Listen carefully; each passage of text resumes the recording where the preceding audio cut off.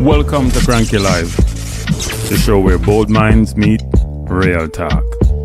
This isn't your average sports or news show. It's where we break down sports, culture, and controversy with facts, fire, and fearless honesty. Here, truth cuts through the noise, and hype gets exposed. From football to track and field, from world issues to local debates, we ask the tough questions, speak without fear, and go deeper than the headlines. We don't follow the crowd, we set the trend. While others recycle the same tired takes, we bring fresh insight, unfiltered analysis, and bold perspectives. No echo chambers, no puppet talk, just real conversations for people who think for themselves. Listen with your brain, not just your ears. Think critically, question boldly, and speak freely. This is Kranky Live, where reason rules the mic and truth always win. Come on, let's get into it. Good night, good night, good night. Can you hear me loud and clear? I come through loud, boy. Right? Can you hear me? I get come early. Markland Barrett. I know Marlon, not Markland. Jargons, bless up Fortis. Owen Owen. Bless up Conrad. Happy Easter for those of you who celebrate Easter. I did eat some bun and cheese, which is not good for you actually, but I do stick to tradition once in a while. Sherman, bless up. Vacation. What's that? Phones, ja? And Eichel. Let me just call it Eichel and Meek. Eichel and Meek. Good night, everybody. Good night. Welcome to the show. Welcome to the show. I'm looking forward to the show, you know. A lot is happening over the last year, actually. Many of us thought we'd be. By the way, people, somebody, I have never seen somebody in response to my videos before. The ones I did on Speed. Everybody have a view, and they have to provide their perspective.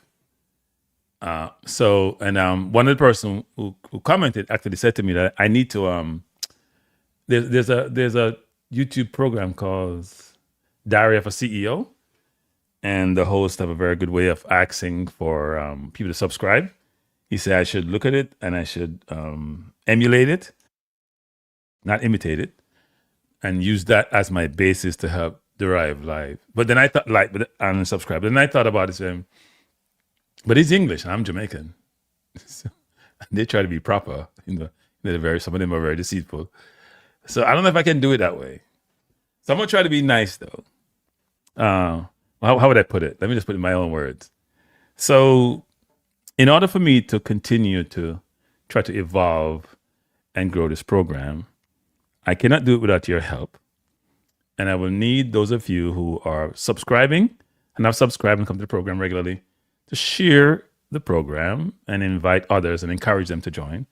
And those of you who are new and like the content, please hit the subscribe button and please hit the like button. So that's off the top of my head, trying to be nice. And hopefully we will continue this journey of what I call the Kranky Nation.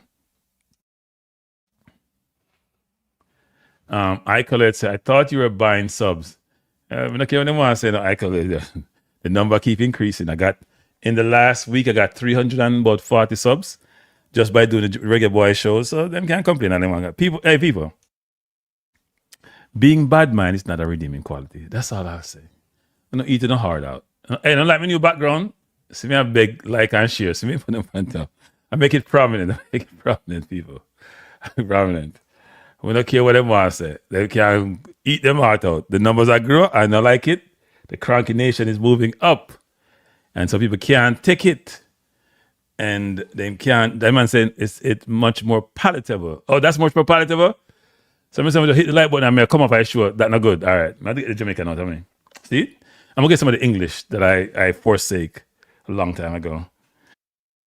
I'm going to try to speak like my mates and try to make sure I communicate it properly. One loss. A crank 2030 cranky. Jamaica will not qualify for no World Cup. We'll see. Well, I have the roadmap tonight. I have the template. Template and roadmap, people. Of course, we'll qualify for the World Cup.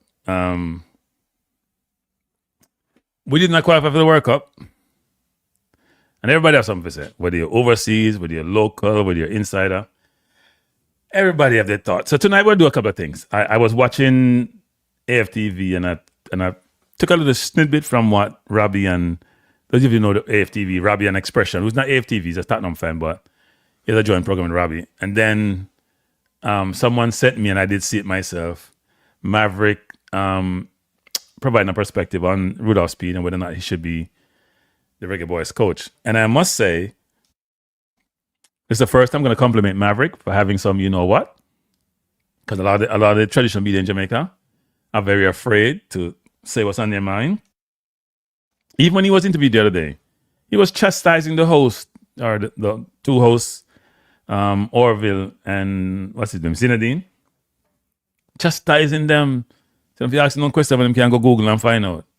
And I'm here thinking, what if I was interviewing him? What the hell would I do? We don't want to know. They don't want to know. Who was Mad Bad Conrad? We don't want to know, people. I don't want to know, and we don't want to know. And that's why Rudolph don't come on my program. Because and then Rudolph, meet him in the public domain, you know. No fire, no fire. And Rudolph has been ducking me. You know, like how you have a championship fight, people. You know, you see boxing.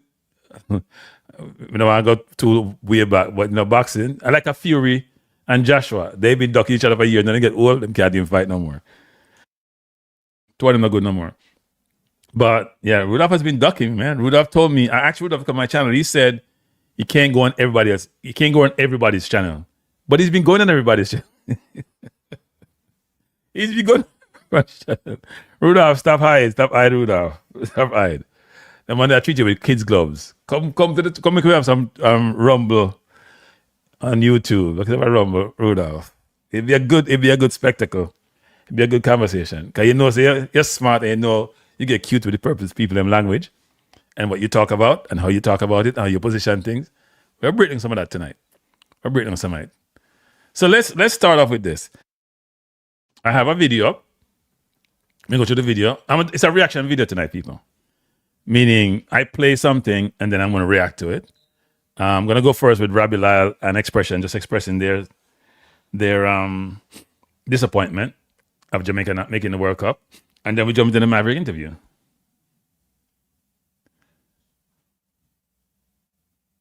Vacation, take the point. He's saying you're nobody. I don't even know what that means. Everybody's somebody.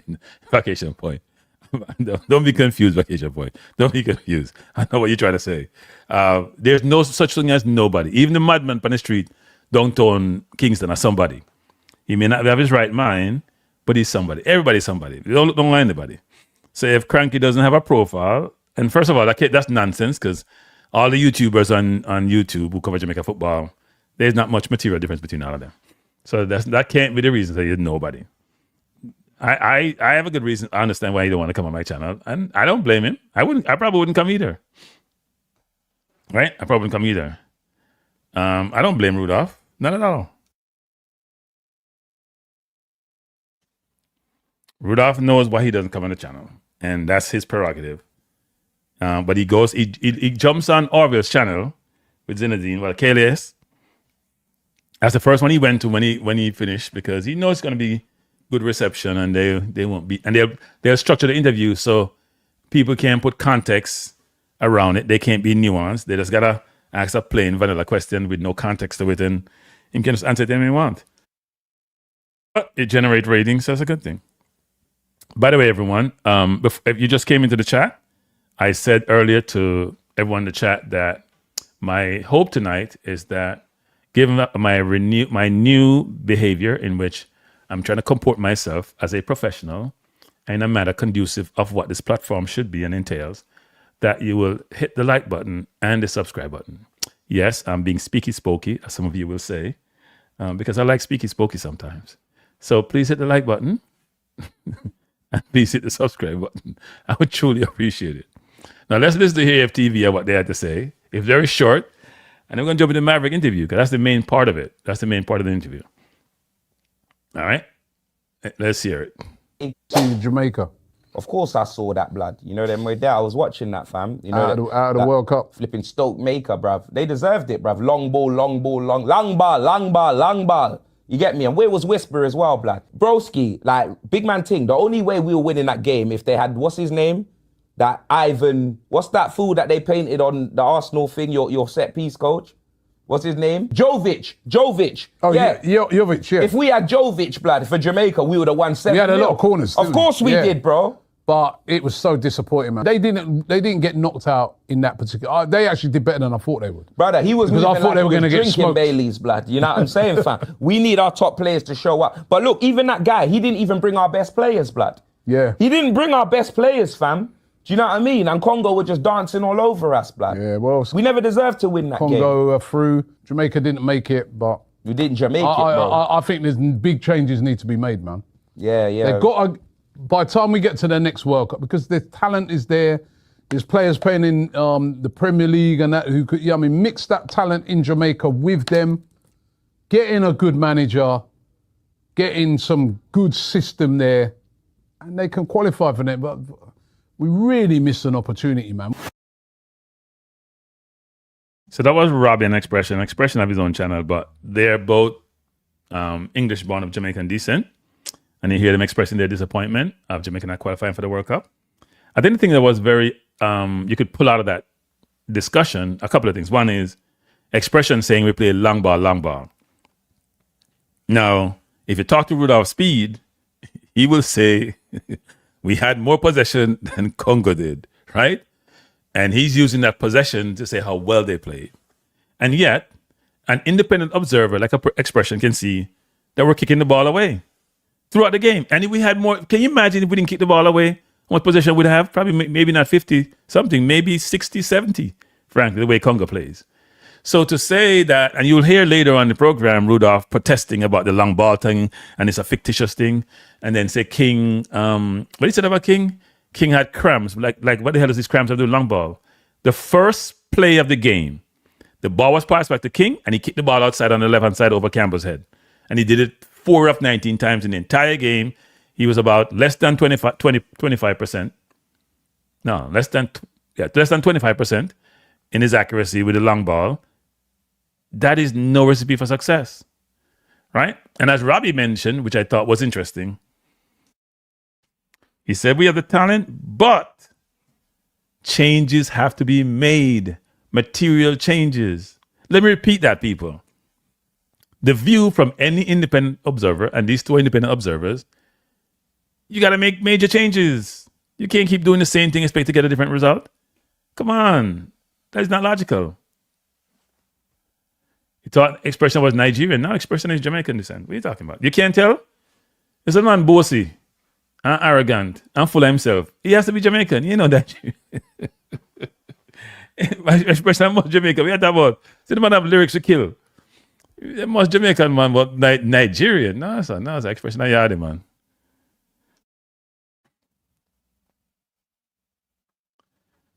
Now I heard him say, well, he's saying that they have talent in Jamaica. Nobody say we should.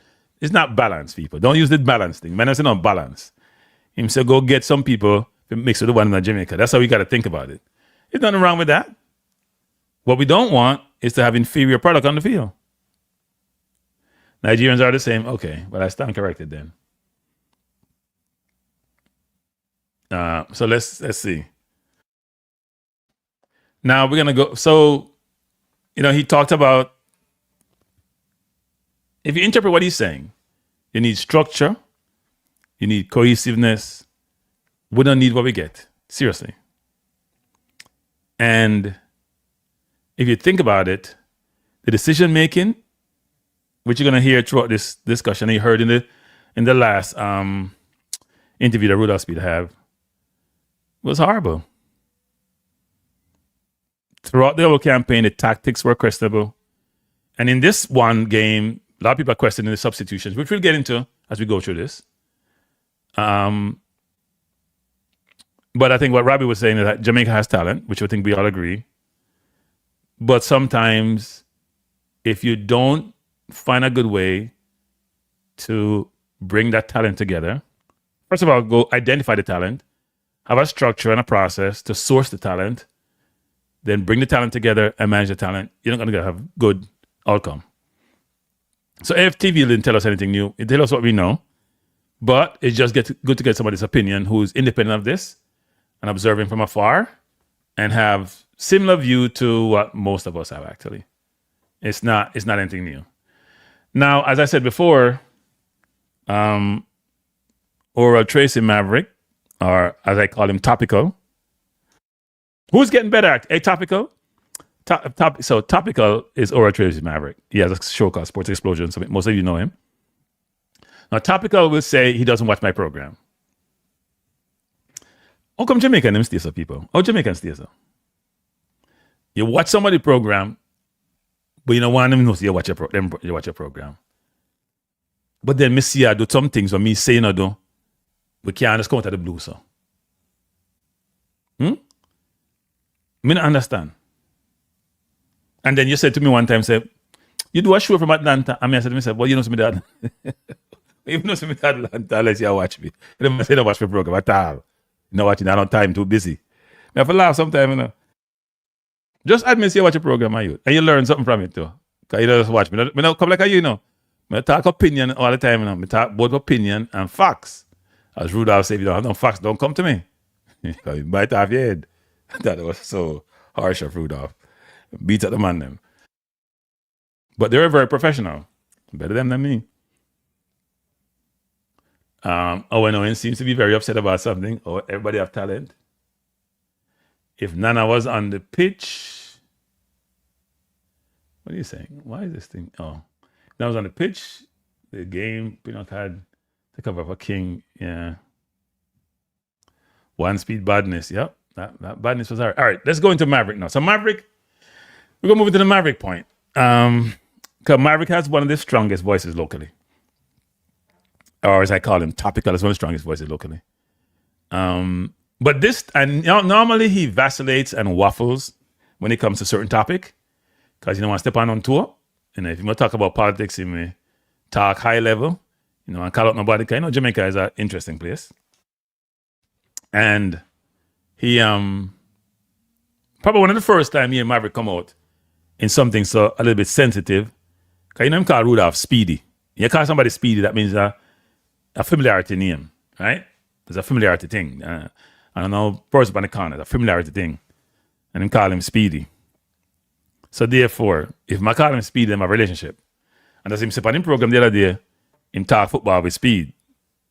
And one time Speed said, even though Speed must not believe it anymore, but one time him say, Maverick was one of the top 5 football minds in Jamaica. That means they're not made to me. They're not too many good football minds in Jamaica. If Maverick was like top 5, them, I mean, me engage with Maverick once in a while. Maverick don't know top 5, man. No way. In no country. No way. Too topical. You know, don't know the income. You know, remind me of? It's when Speed beat up the was them and said them ask about the players, them, the name of the players, them and them a stumble. Or who the change make for them a stumble. That's some Maverick's theater. But Speed not gonna beat him, so. Speed have more respect for him, look like. Because when you have more respect for people, you now come at them so hard. But anyway. So this is not just about emotion. I think Maverick thing tying to his strong stance about accountability, responsibility, and says, I would use the word standard, maybe loosely. And what you draw from what he said was, I'm just going to get into, if you're part of the failure, then you shouldn't really lead the solution, you know. Now Maverick would know. Him know Jamaica, him know the system, him don't know the players them, but at least him can see from afar what go wrong. So let's do this. Let's listen to the program. I have some, you know what I did? I collate the video. So I have something where Speed is speaking, because I want to make sure this is authentic. What Speed said, wherever I could get it, and then tied into what Maverick gonna say, that's what I try to do. So maybe a little bit, jumbled a little bit, but bear with me, all right? Here we go. This is Speed. Javi, your question. Yeah. From Speed.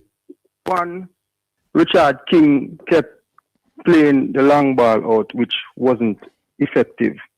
I want to know if you advise him to do so, or did you try to contain him at any time to make a shorter pass and try going forward? All right. So when he was cramping up, I can tell you they were not effective because but we couldn't make a change. As I say, we had 4 forced change. But if you look at the construct of the team from in the first game and the second game, you have never seen a Jamaica team outpossess any team of that quality. So clearly, the long ball is a myth to say we are playing too many long balls. We, as a team, we outpossess this team by 6 points. By 6 points. The one before we had, and in the first half we had 56% possession against their 43. So the long ball thing is a myth that we want to create. But if everybody Google it, then would have realized that we had possession over this team, this quality team, and we have never had possession over any quality team like this more than what they have. Tells you that we're not trying to play long ball. So if it does happen to my time, it's just because of what is necessary. Let me respond to that, people, because I responded to them. I'll do it again. Rudolph is getting defensive. The man asks why King kick him in the ball, and his response is it happened when he was cramping up. That's a bunch of baloney. That is so Rudolph. That's why you can't come up and channel Rudolph. Because and let me look at man then. I know all the stats them in Rudolph. That's a pure nonsense you talk. As I say, a pure SCR talk. That's pure nonsense. Rudolph King wasn't cramping up when he kicked the long ball. The first ball him kick away 15 of them after that, out of 19 when I reach his destination. A pure long ball in my kick. That's why people not complain. If expression can see it, and your expression earlier said it, and then this caller calling said it, then it's obvious to everybody except the coach. That's a problem. People, that's a problem. If you are the coach, and somebody say X, Y, Z, and you have protest and push back really hard, and you have no leg to stand on, when do you acquiesce and say, you know what?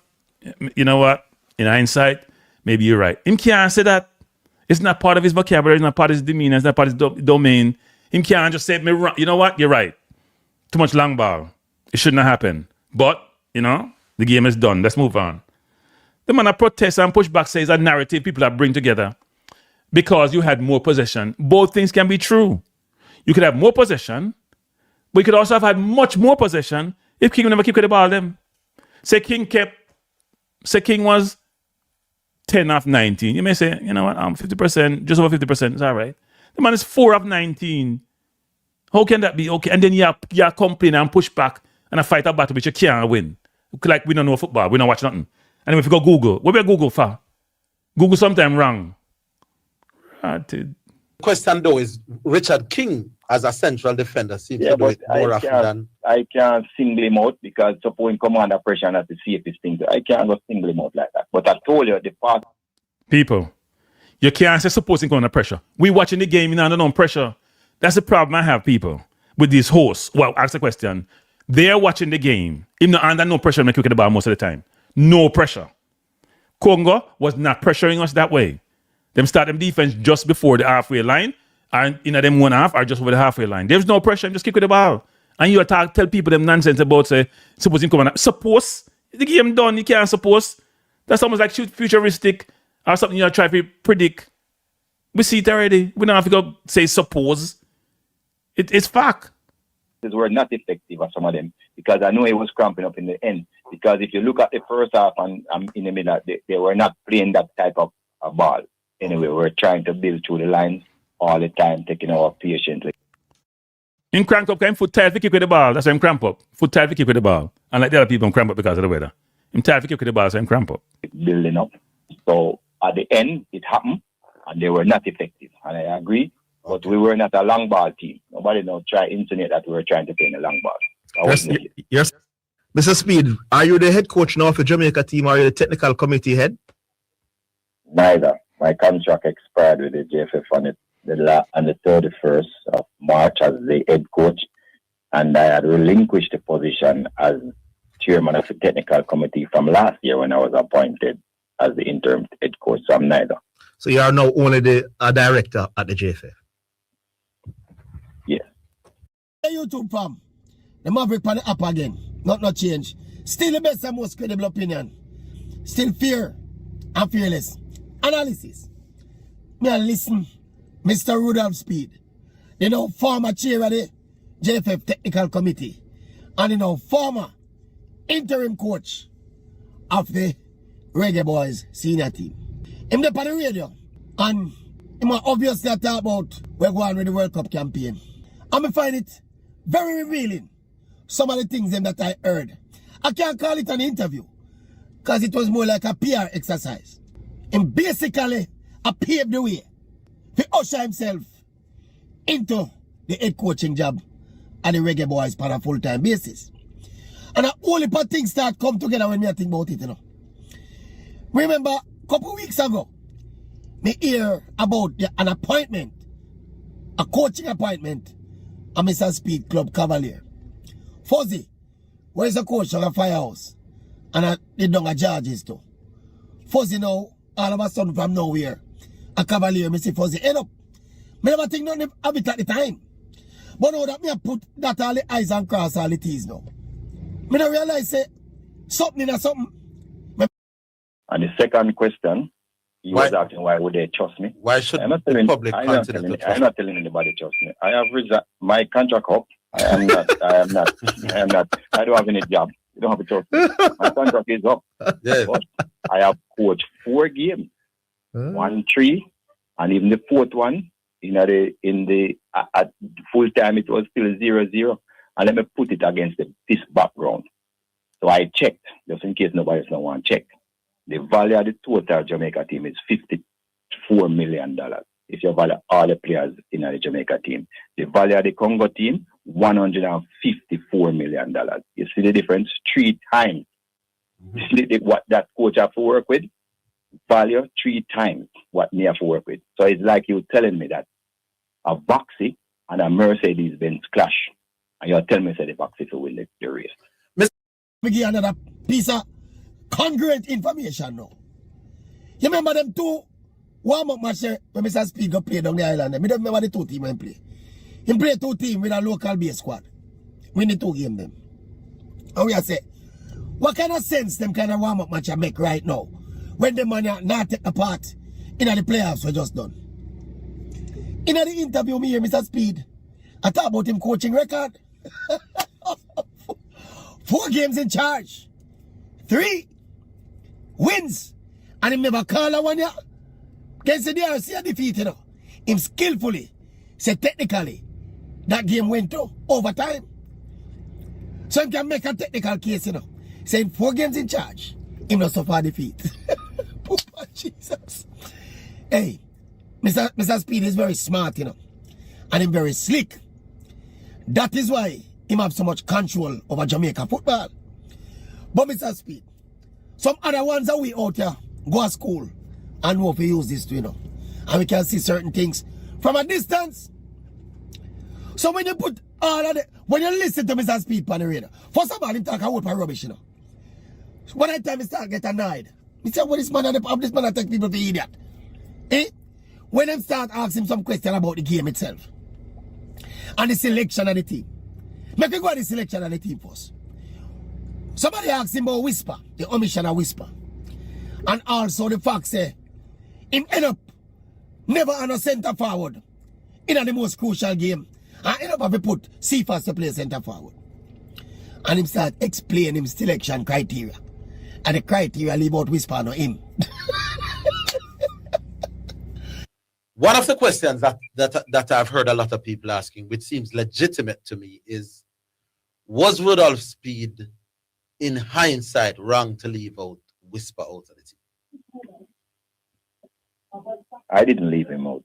The criteria and the criteria he made, the condition he couldn't make, and those were clear to everybody for months.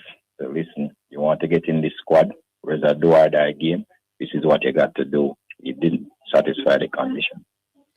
And at the end of the day, if what do you say to those who say, were those criteria appropriate, seeing that players with apparently less abilities, like Fuller and Ellis from Racing, that who said they had less abilities?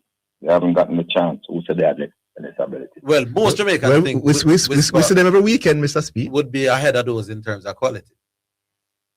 Yeah, but the criteria and the conditions there, not those. So you're saying if you have a car in a garage that is not being driven, it's better than one that drive every day. You're not sure, and that's where the uncertainty come in. So yes, you saw those players play week in and week out, and that was one of the criteria they made it, and we included them. And the truth is, they were all replacements. They were all replacement players. Why were they not on the bench for at least? Because we only could put 23 on the bench, so we have to leave out 4 every match. You know what, people? You know what I realize? I've been going through this for quite a bit, you know. Listen to all the interview 4 or 5 times, picking things up. Then listen to the Maverick response. So I try to combine all of this. But here's what I realized. This whole thing is orchestrated in the people. This whole thing is orchestrated in the people. I'm going to take a step back and think about this big picture. So those 4 players from the JPL come in, it was all planned for them to be part of the team, you know. In my view, you know. It was all a plan. This is not by chance, you know, people. I know Gray got injured and Fuller came in, but for Ming and all of them, this is not by chance, you know, people. Nothing is by chance, you know. Rudolph Speid becoming national coach is not by, it was decided a long time ago, you know. It wasn't, no, you know. This interim thing is nonsense, you know, people. This interim thing is nonsense. It was all planned. Just think about it. The JFF went through a process. I played the rest of my great interview, but I have interrupted. It really, let me educate myself and try to bone some things out for you people. So, Rudolph continued to say he's the most qualified coach in Jamaica. Right? So if he's the most qualified coach, and the strategy now going forward is just have local coaches, then who will get the job if you're the most qualified and you want the job? So me most qualified, me have the resume, me have the relationship. Me take the money when I'm going to give me, even though me not take no monkey money, like Whitmore take monkey money. Now for pay me, because I don't pay the foreign coach them. Then me the most qualified because we went under 17. And not all of that. We went under 17 with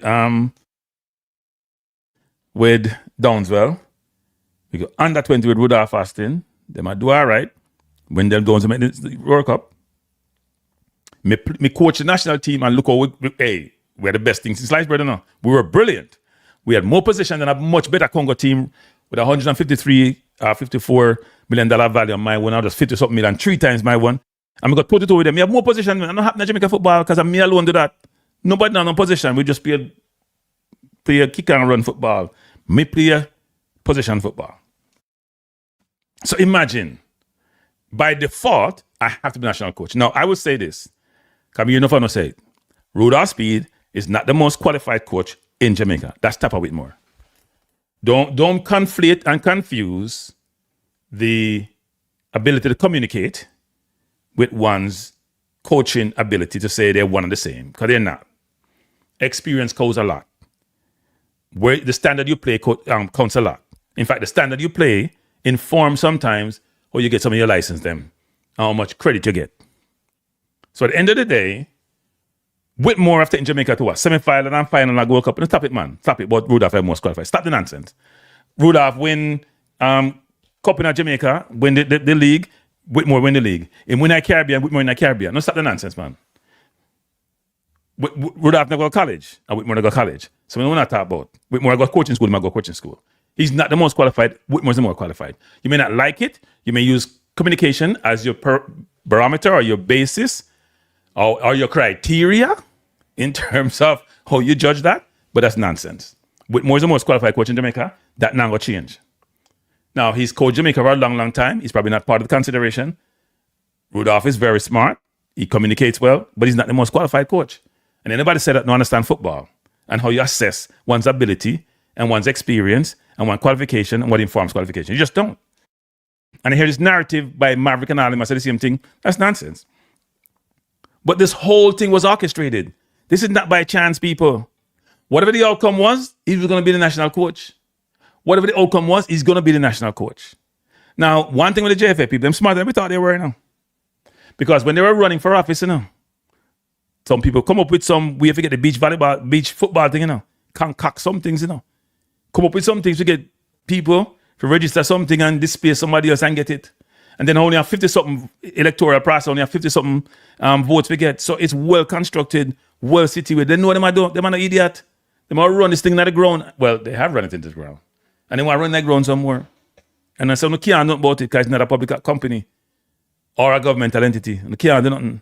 So unlike Italy, with Miss World Cup, and the Prime Minister tell the President to resign, then, I say, go. But let's keep going. And you're Maverick said, right, the man orchestrate the whole thing. Hey, Rudolph, you're not bad enough. I'm not smart, man, I'm smart. Pretty never use the smart the right way.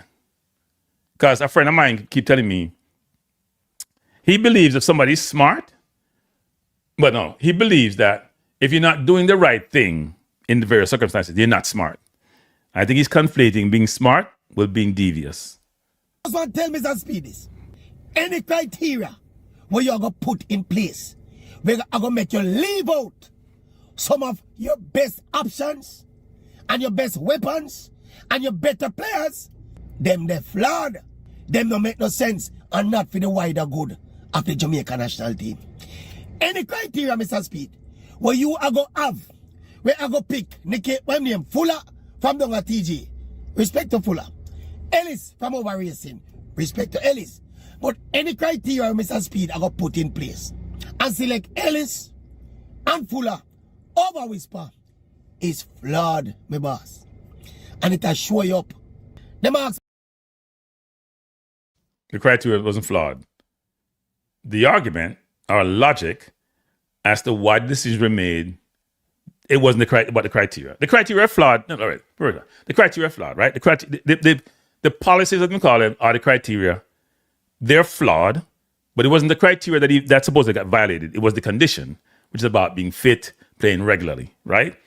But what happens is, what Rudolph didn't really say, which he should be pushed on, which is he made exemption for people not satisfying the condition for both Calamarty and for Pinnock. Because they mentioned Pinnock, because the people were asking questions, sometimes people, they're not living and breathing the football like we are, like some of us do. Live and breathe. So we know almost everything. We know more than enough for the people in the JFF no time. But the players and what they might do when they play. No for the people in the chat right now, know 10 times more than people in the JFF. When it comes to the players, them, who eligible play for Jamaica and who play for Jamaica. Even the regular one, them who born in Jamaica and play overseas, they know more about them, who them play, for how much minutes them play, when they not play. A lot of people in the JFF, they don't follow that. And the people in the media, traditional media, unlike YouTubers, don't follow that either.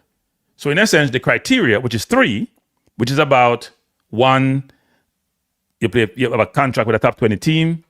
2, you play in a top league in a country. And 3, you get grandfathered in because you played for the Reggae Boyz before. We're supposed to satisfy that, right?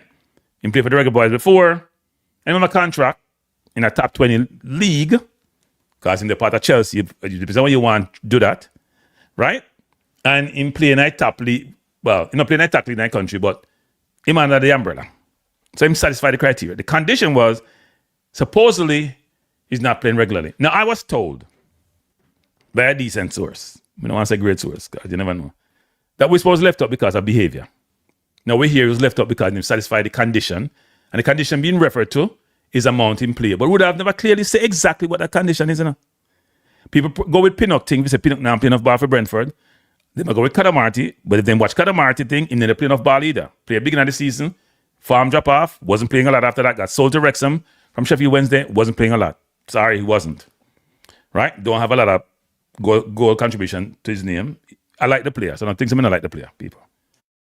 But at the end of the day, it wasn't, he says the condition, but he contradicts himself in a sense, or the way he positioned it didn't marry with others who were in the same situation. Now, somebody in the chat just mentioned that Calamarty play much more game than Nicholson, but Nicholson didn't play no ball, people. And what Rudolph doesn't say either is like, you know what? Some coaches believe some people can fit them system than others. That should be playing it. I pick the person who can fit my system than others. You can complain all you want. See, in England, they're losing their mind about Trent Alexander-Arnold not being part of England. And Tuchel and Wright, not like him. No one in team. They're not against Trent. Not fit him. Not fit him at all. Anyway, people, it's 296 of you and only 117 like. And I tried today to put my lighting up top so you can see it so I don't have to say it a lot. Please hit the like button. I would really appreciate it. Mr. Speid about the big mystery on the night. One more question. Cephas coming on, and the entire Jamaica was a little bit puzzled. Why was he playing in the center of the attack as a number 9, as them say these days? So I wouldn't be the only person that plays him there, because even for his club, he would have played there. So you need to follow the game. Right. He would have played there also for Jamaica before. But what happened? I had 4 forced changes: the whole of the midfield and the left back. They were cramping, they couldn't continue. Those are all forced changes. Hold on, say this again. You had 4 changes that were all forced. Forced, right? So I was there coaching the game, and then that wasn't the plan. I had 4 forced changes. Remind us of those changes again, for those who don't remember. So Webster couldn't run anymore. He had the cramps or injured. There was the 3 midfielders. Well, definitely 2 of them was out. Couldn't manage. Which 2? Well, Hayden cramp. Well, Hayden. And Farmer. And Casey. Yeah. And Bobby, we had always planned to train Bobby. So those 4 changes was forced upon us. We didn't really want to make them.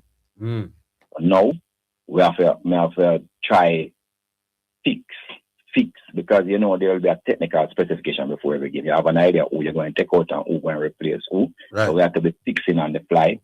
And we try our best to keep them as long as possible, because I think the training was made like in the 80 minutes before we make any change. So we kind of work out what our best team would be. Or no, probably a little before, maybe the 70th. It was before. Yeah, but so we were trying to work out what our best changes. We had what our best changes would be. But when the changes were forced, now we had to be recalibrating. So what we did with Cephas was just catch him in the middle, because I want him on the field for a while.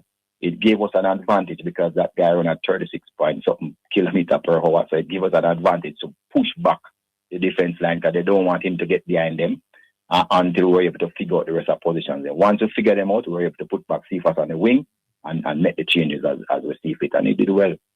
So it's easy to just coach a game without having any under pressure. But when you're under pressure and things not going your way, you have to improvise till they get it right. And that's what we did. Before Maverick come in, I say this. Well, hey, Rudolph, we can't come in program, Rudolph. We have a conversation.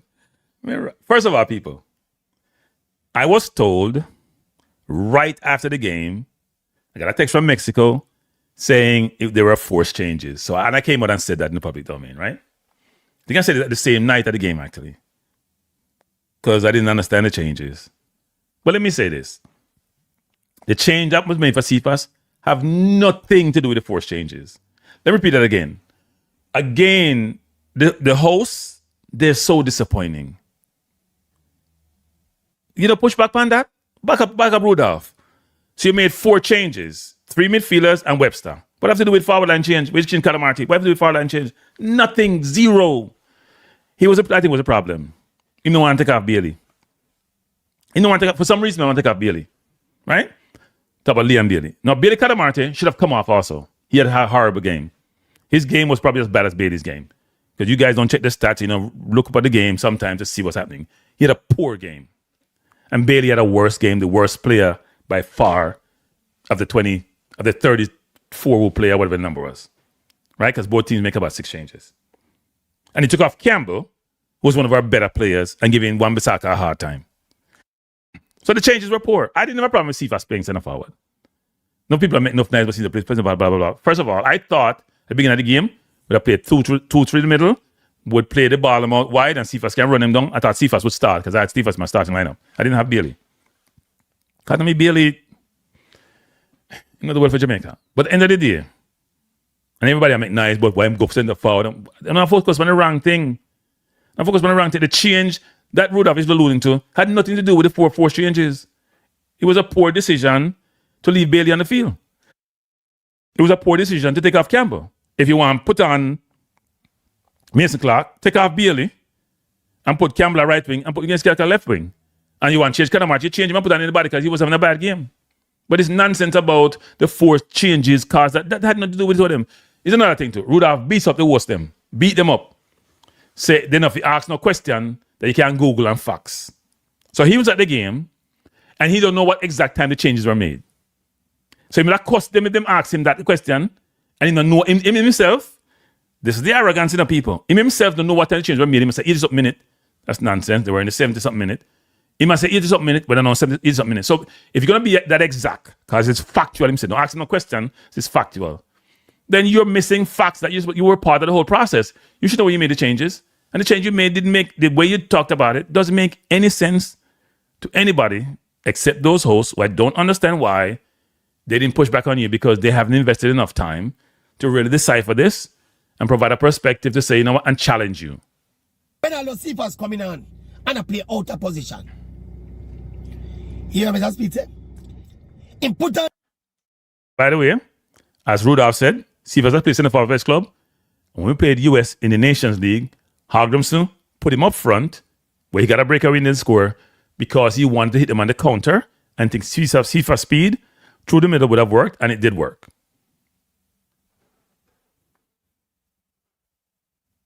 Congo through. Wait, hold up. I messed up, people. I messed up. Sorry.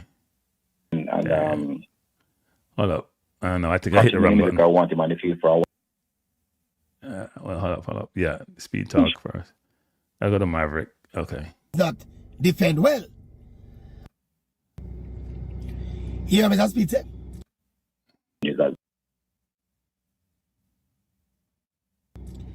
Important Cephas to play in that position because Cephas does not defend well. And instead of putting Cephas in a natural position where we're going to be more potent and be able to help the team with his strengths, Mr. Speid play the baller in a position where his strengths cannot be exploited for the team. And Mr. Speid put him at center forward because he claims that the man when put over Cephas' position defend better than Cephas. And the defense you put Cephas on the field for Mr. Speid is a goal you look for. It's a goal you look for when you put Cephas on the field in the boss. So if it moves Cephas out of his more potent position, his most valuable position, to another position, because of Cephas' deficiency, then you shouldn't put Cephas on the field. Because you never put Cephas on the field to show him deficiency. You put Cephas on the field for him use him advantage and try to win you the game. Mr. Speid did not overcomplicate and I overthink when him on the bench, you know. Me hear the man them ask him again. The ball of them were coming from England, the new ball of them. With Speid, especially, I hope people that wax lyrical about. People like me, the kind of, you know, me are skeptical about them. Because them new, and it's not like them a play Champions League, them a big world baller. Me say many of them we see come over the past 2.5 decades come play for Jamaica. I know do nothing special for Jamaica. So me don't see why them three didn't come in at this late stage and make an immediate world-changing impact. It did not happen.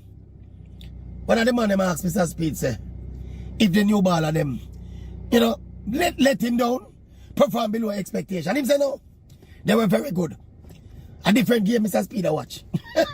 See, that answer, you know, is just to cover the embarrassment of how them play the underperform, you know. The first game, he have to take off one of them half time, you know. And the second game, none of them will start. So, you see that whole chronicle things when I show you how Speid have position himself for what on the job. Me talk about is a process and he's going to recuse himself from the process. Speid, stop take people for idiot. Are you run JFF? From top floor to bottom floor. Are you run JFF? No man on the board.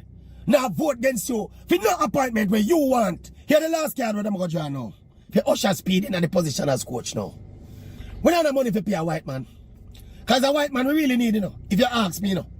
We need a white man who will come here, objective, competent white man. Let me have to add that because we carry one full one come here. Speid carry one full one come here. Name McLaren and a vote for him.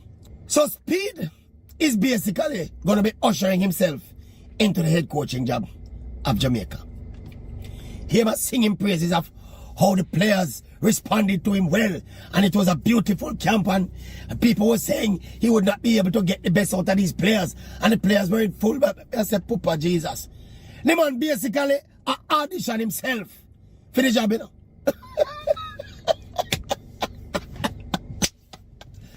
People, the football get what it don't get right now, you know. Put everything together. Just look on the picture, no man. Me not have nothing personal against Speed, you know. Me and Speed talk football all the while. But generally speaking, when it comes to my national team, me I talk facts. Me I talk common sense.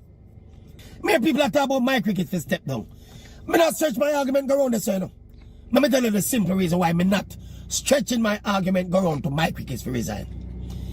When my crickets appointed Speed, the chair of the technical committee, tell me a better, more qualified person that my crickets should have put in that position and refused to. All we agree that Speed was the best man for the job. Who more qualified in terms of them all-round involvement, knowledge, and impact on the local football than Speed for chair that technical committee there? Now, if you don't want to stretch and say, boy, ultimate responsibility of Ricketts, no. Me think Ricketts put a lot of faith and trust in a Speed. And if the thing fail, a Speed fail. Because Speed there, front, center, and middle, and everything will happen in football, administratively and technically. And here was Speed that tried to smartly too. Speed is trying to separate the technical chair, Speed. We run with Al Grimson, Kerry McLaren come here, and fail Jamaica in the easiest qualification bid for any World Cup in the history of the game. Speed, technical decision, make we bomb out up the side. The flop of all flop, disaster of all disaster. You know. Speed, fingerprints are all over that failure. So what he has done, he smartly walk away from the chairman and the technical committee position.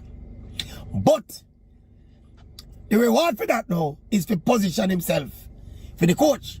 That's why I'm holding up the coaching record and say 4 games, 3 wins, and 1 of them went into extra time.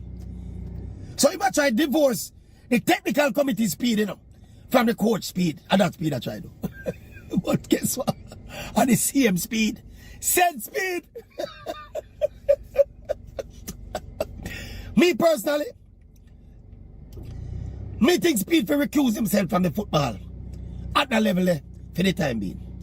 You fail the easiest campaign with your decisions as the chairman of the technical committee, and you fail ultimately with the mission as coach to carry the team to the World Cup. If you recuse yourself, go back to Coach Cavalier, my boss. One Maverick. All right, Mr.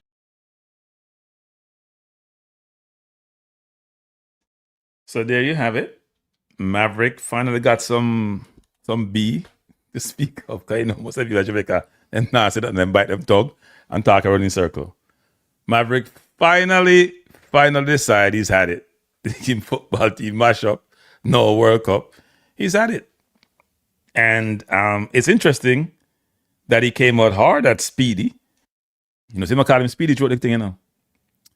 Maverick's biggest mistake in this video was saying that this is all Speed and not Ricketts.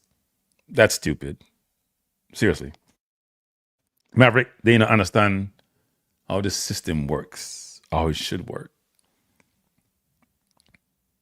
In institutions where the person who is ultimately responsible, the one who's wearing the CEO hat or the president hat, they own it. So even if a junior person makes a mistake, they own it.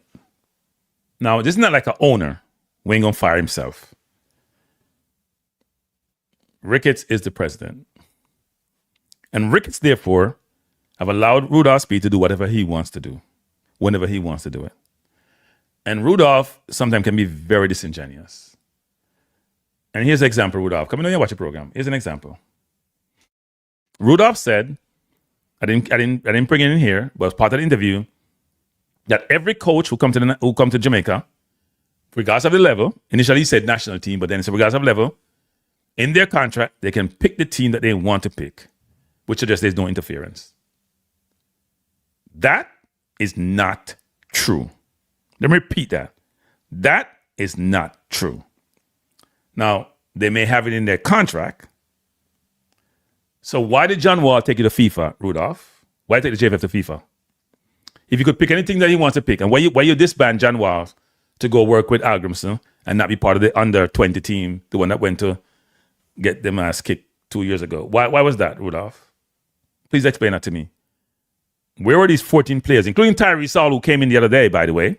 Those 14 players were denied the opportunity to play for Jamaica because John Wall said the local under 20 weren't good enough, and he was right, given outcome. And you guys basically said, nope, we have a quota, can't work, the local players got to play. They went, got annihilated, and the 14 kids all got their passports, didn't get called in. And then you have the audacity to come say in that public domain, as if we don't know this, that, and I should have played it here actually, but I didn't cut and slice it, that the coaches can pick team of their own volition. Secondly, even when they can do it in their own contract, you guys interfere and tell them some players who should be in the team. And if you say that's not true, then you're not telling the truth either. You guys interfere when they play certain players, and when they don't want to play it, you guys get upset and it causes friction. That's a fact. Those things can be proven easily. So when you come on and make these statements as if they're all accurate, and as everybody's a liar, and what they're saying things don't go so, that's not true. That's not true. There's a reason why Hagrimson left. McLaren put up with a lot of nonsense. Eventually, I guess he got tired, or because he couldn't take the beating, get the failure. But at every step of the way, I don't understand, because everybody keeps saying this, I don't understand how someone said they're a nationalist, they're a patriot, they were part of the technical committee, they're part of the board, I think they're probably part of the finance committee, they own Cavaliers, they're the director for Cavaliers, they're coach for Cavaliers, they're on some board for Monroe, they do something for Titchfield. You're one person. Jamaica and nobody else. Well, nobody can do nothing else. Rotted. Man, about 10 jobs. Why don't you do anyone of them good enough? And then when he have chance, I said this from day one. He made a lazy hire in McLaren. Lazy hire. When I asked him about, what the coaches you have? Oh, we have this list of coaches. Everybody want the job. It's great. Wonderful. And he pick up one old dinosaur who was on vacation and who is retired. And you got a retired outcome. Because he retired the Jamaica team to go watch the football over the summer, retired them to the stands, or they're on vacation. They go, as I say in basketball, they go fishing.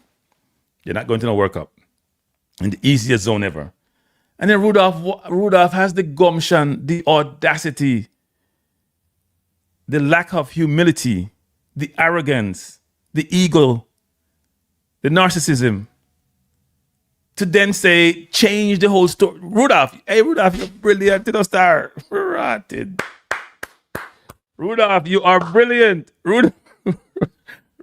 Wait on. Somebody just text me something, said we had 4 coaches in 5 years. Right? I think we had Paul Hall, then Hagrimson, then McLaren. There was somebody else and then Rudolph, right? We had Whitmore. Well, Whitmore is a little bit. Whitmore, Paul Hall, Hagrimson, McLaren, and Speid. Five coaching about 5 years, something like that. 5 coaching 4 years. We turned them over like nothing. But Rudolph failed miserably and then had the audacity to then push out him chest and making the rounds and making the case that he should be national team coach. I can tell you this. I did a couple shows about this before. I have never seen so many comments come in that people are making after the show is done about the situation. And 90% for them, 90% said Rudolph should not be the coach. Rudolph should find another vocation. I'm saying it nicely. Go check them. Seriously. They're not supporting Rudolph for this.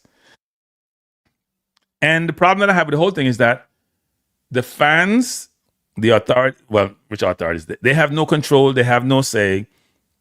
They're going to do what they want to do, They're going to do their own thing. They're not going to listen to anybody. And them say nobody can. And in fact, the way they are, where Rudolph is, nobody can tell them what to do. Let me say this again. Nobody can tell them what to do. They want to do. No matter how much them feel. And the biggest problem is, so let's go into this, as we go forward, something we should be thinking about. The first thing should be, we should clean house. You can't fix this with the same people. There must be a reset. Independent review, performance evaluation, accountability. Because the culture starts at the top. So when Maverick attacked him nonsense, even though he did really well on the thing, on the show he just did, or the video he just did. We must have about, oh no, it's not the president. What are you talking about? The president select Rudolph Speid. The president allow Rudolph Speid to do what he want to do. The president own it. We can't have no Teflon done where things just bounce off. No, the president owns it. I'm sorry. Mr. Ricketts, I call you Mr. Ricketts, the only person I call Mr. in Jamaica. You failed us. You may be a very nice person. I know nice people may have met. Great person. But you failed us miserably. You're not a strong leader. You're just not. You're not a strong leader. You need to clean house, people. House needs to be clean. I mean, that means if you get no personal, if you just clean, house be clean. This all nonsense about, well, who else will do it? So if them decides they're not going to do it, what happen? Nobody can do it? We have this misconception that these roles, these individuals are infallible and that they're the only ones can perform these functions. No, that's nonsense. First of all, here's what I should do, people. Just like how we, I'll get beaten for this, we don't really care. Just like how we fight against diaspora players, we fight against diaspora citizens too, or citizens of Jamaica. See what I should do? That thing we don't have no constitution at JFF, but you have to on the island for 10 years. Don't we change that? We don't have enough people at Jamaica for 1 year to do them kind of role there. They have enough people overseas who qualify for do them role there. Enough of them. Me not talk about cranky people, I don't talk about cranky opposition for no job. Me don't want a job from nobody. There are a lot of people overseas, because Jamaica export a lot of human capital, intellectual capital, who can come help Jamaica do the job and do a better job than the money might do it there. So, what they should do is reduce the requirement about living on the island. The Prime Minister, I beg, message use the word, beg people to come home, diaspora to come home and go invest in their country and come contribute them expertise, especially in engineers. Well, you know what? Make it across all disciplines. Bring them in for the football too. Whether it's coaching, whether it's investing, whether it's part of committees that run the JFF, whether management, bring them in, because it's needed. You have to fix the governance system.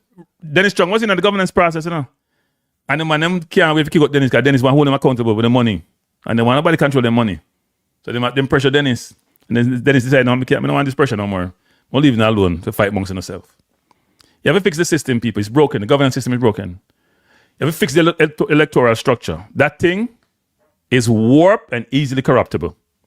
Easy to manipulate. You have to fix it. You have to reduce the influence when they coach them.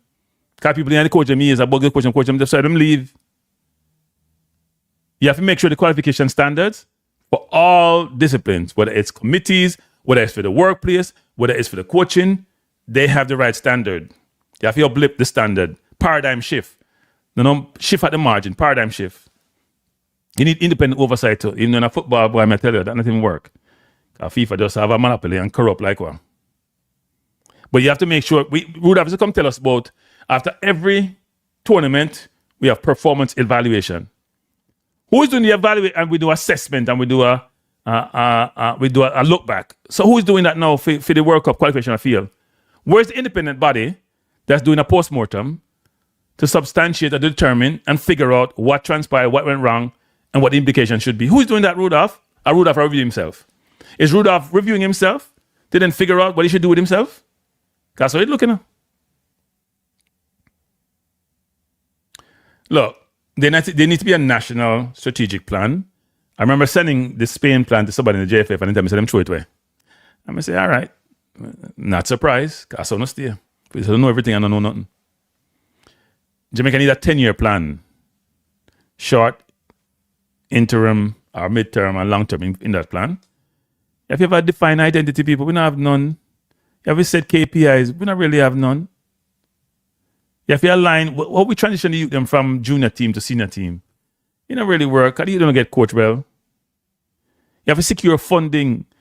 The Adidas contract alone can't do it, So that's one contract. This is about structure, people. Not on vibes thing, The camp have vibes. We don't have vibes thing. We're not about the structure thing. You have to have coaching structure. Now, that's the one area I think they have made some improvement, but it still needs significant improvement in the coaching, in trying to enhance the coaching. So if people go through the coaching process and what the criteria for coaching and make sure, end of the day, that them have coaches at different levels, that have been attaining the license required at different level. And I think they should be more aggressive with that too. Now, one thing I realize, hey, Rudolph, you're brilliant, my youth. It's a pity, you're brilliant in the right way. Hey, Rudolph, brilliant, my youth. Hey, when we think about it, we have to laugh, Rudolph, brilliant. Hey, Rudolph. People, Rudolph will beat me, Rudolph, in the Andrew Peart appointment, I want brilliant moving to Rudolph. I said, Rudolph can't ease after the technical committee as chairman, Right. Andrew Peart is smart youth. I've heard him speak. He's a very smart guy. Hey, Andrew Peart, if you're watching the program, I'd love to interview you. I requested somebody to ignore it. So I'm now request that through them again. Andrew Peart, if you're there, I'm not going to beat you up, Andrew. Just ask a question. Come on, understand where you go with the football. But, I find it interesting, people. Even the Andrew Peart appointment as a technical director, free up Rudolph. I probably not trust the people around him. Free him up for the national coach. Hey, Rudolph, I thought you wanted to be president and a national coach, but Rudolph, you're brilliant, man. What do they talk about Rudolph? They don't know what they do with. We've made some progress in coaching. We have bring people like Andrew Peart who are young enough and have a good runway and good bandwidth to learn and evolve the football program. But will they give them the support he needs? And we need to significantly increase the licenses across the whole coaching fraternity. From B to, we're not talking about C, from B to A to Pro. We don't want to we only have one Pro license coach now, and Rudolph, I work on him, and a couple of people I work on them. We need to have, I keep using the Spain model, people. Spain have Pro license coach like water. That's why they play football so technical. And when Rudolph talk about them being the most qualified, here's my view on coaching, people. You can't be this is a rudimentary way I think about it. You can't be qualified as a coach until you can coach midfielders. And Jamaica can produce no midfielders. That means you not coach nobody. I'm saying run up and down. Forward can just run quick. Now because skill them up on the field and play some football. We don't have no midfielders, so we can't say, boy, I have any inkling of being, what do you call it, world class, Premier League class. Not even MLS class, much less. So if you can't do it, you can't coach to me, people. No care no one say. Can't coach. And can't coach is a blanket way of saying it, but and here's another thing, Rudolph. I'll ask you a question, Rudolph. You said the most qualified person. Who are the players that you've been coaching for a while now? You have developed that one can point to as the youngsters at a certain age and you can say, you know what? Rudolph developed a player there and look how him progress and evolve. Because if you have beat your chest about how qualified you are right now, it has to be reflected in the people who are under your regime and who you have coached. I haven't seen them. I mean, it's been mistaken because I don't know everything about Jamaica football, but I haven't seen those players yet. We see Toxic Boss have a couple of players, but they are forward too. But they feel like them there. All the man who beat them chest, they're a big time coach, but they feel like them there. People can tell me, can't you know about coach? You know about Chung for. And all them people there, and this person, that person, I don't want to call somebody name, but they don't coach people. I'm going to pick up the best team, the best player them at Jamaica, and then put on star team together and play some football. They don't big time coach people. Come on, man. Rudolph said himself. Rudolph said nothing about coaching until he started coaching school. No, nothing about coaching. People just roll up ball and kick ball around on the field a couple of times and play some in the middle and thing. And that thing work on set piece to rat it. Him just learn of a coach the other day, him say. When him start getting licenses. So that means every time I know Jamaica on license, because him just license not start too long ago, you know. They don't know if a coach. Where the coaching come from? Now, if you are people like Whitmore, who have been exposed to the professional environment, you would have experienced good coaching. He would have played in England, he played in different places, played for Jamaica, and as Simonis, he would have experienced coaching, so that informs his coaching knowledge and how he thinks about coaching. Coupled with him coach the national team. I'm going to say Rudolph are the most qualified coach. And we keep hearing that same thing, and I struggle with what that means. I mean, I understand that. Rudolph may be the most eloquent, most articulate. Could be, one could say the smartest, but he's not the most qualified coach. Come and see, are we producing elite level? And then Rudolph, he beat him chess. So the president, Rudolph said the president, the best president ever in Jamaica football, and his record stellar. Let's go through that. Mr. Ricketts has been the president, well now, in my third term. We've been to 2 Women's World Cup. A lot of people say it's despite the JFF, not because of the JFF. They got to get credit because they were there, whether they were existing or not. The under 17 team made their first World Cup. And I said the other day, it's a watered down World Cup. You have to just beat one team in Canada to get there. They made it. But what happened the previous 2 terms? We didn't make no World Cup. In fact, last year, we should have made the World Cup. And it's every year now. Not every 2 years now. So it's every year now. You have much more chance to make it. Every year now. Last year, we didn't make it. When it was watered down, couldn't beat El Salvador. This year, we make it. But big step on the chest. Then talk about the under 20 team and how dominant they are. They don't go nowhere yet. They don't play in the Caribbean. They don't beat nobody yet. But it's only this year. So what happened to the other 2 years, them? And then the worst of the worst. Because remember the first World Cup, we don't qualify for added this president now. We don't qualify for the last one. We don't qualify for this one. And this one was as easy as the under 17 last year. And we feel. In fact, this is easier than the under 17. In fact, this is easier than the girls. In fact, this is easier than the under 20. This is easier than every. And we just have to turn up and smile and we go to World Cup and we still missed up. And Rudolph was instrumental in that. Then Rudolph will get vexed if you call him out. That makes no sense, people. And when it comes to player development, I watch the junior team play under 17, under 20. They need to be coached. A lot of them need to be coached. Can't make 4 passes together. So when you beat the chest about how great they are, them can't make 4 passes. When they meet better team, they must struggle. When they meet better, more physical team, right, and then bully teams in the Caribbean and then bully team for the under 17. When they meet better teams, they're going to struggle because they can't pass the ball. These kids have physical ability. These kids have some skills, but they need to learn how to pass the ball to each other, how to think football. The midfield, when they play that year, playing Canada can't pass half line. They're going to score some goal on the under 17. But the under 20, sometimes you watch them play and you say to yourself, look at the defensive pressure and them struggle. You have to change that. The kids are physically mature, even at a very junior age. They need to be coached. The technical ability needs to improve, especially the one who play midfield. So players' development is important. Academies, prioritize midfield development, create transition pathway, formalize diaspora recruiting. Yeah, they're recruiting people. I don't talk about the diaspora, this and it don't work. Every time me hear them say it. Every interview is like, it don't work. Me hear Avila say it, me hear Adam say it, Maverick say it don't work. You think the JFF know they play them people? I pay a reactive recruiting them do. Me know that for a fact. Me know say a fact. JFF don't know portion of recruiting. People like Devon Porter, me say it all the time, they do recruiting. Go to people DM and talk to them and build up relationship. They don't do no recruiting. They conflicted, so they're not doing recruiting. That's part of the problem. They're harbor recruiters or non-recruiters. So then you won't be able to get the kids at a good age and bring them in and nurture them, get them acclimated to the environment and where they're going to be, how they're going to be playing, or who they're going to be playing with. And so it's very disparate, the process. You pick up kid here, pick up player there. The pick-up process to get naturalized take forever. All those things need to be worked on. And you need different people to do it, because people will do it, them can't do it right.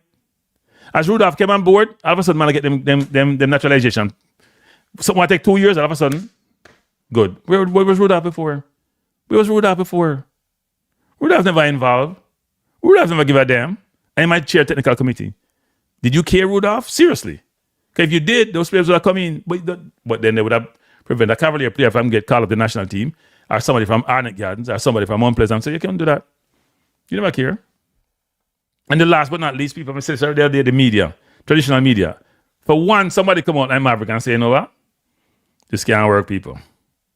Leave it alone. Where the other traditional, where the observer there? Where the gleaner there? Where's KLS there? Where are them there?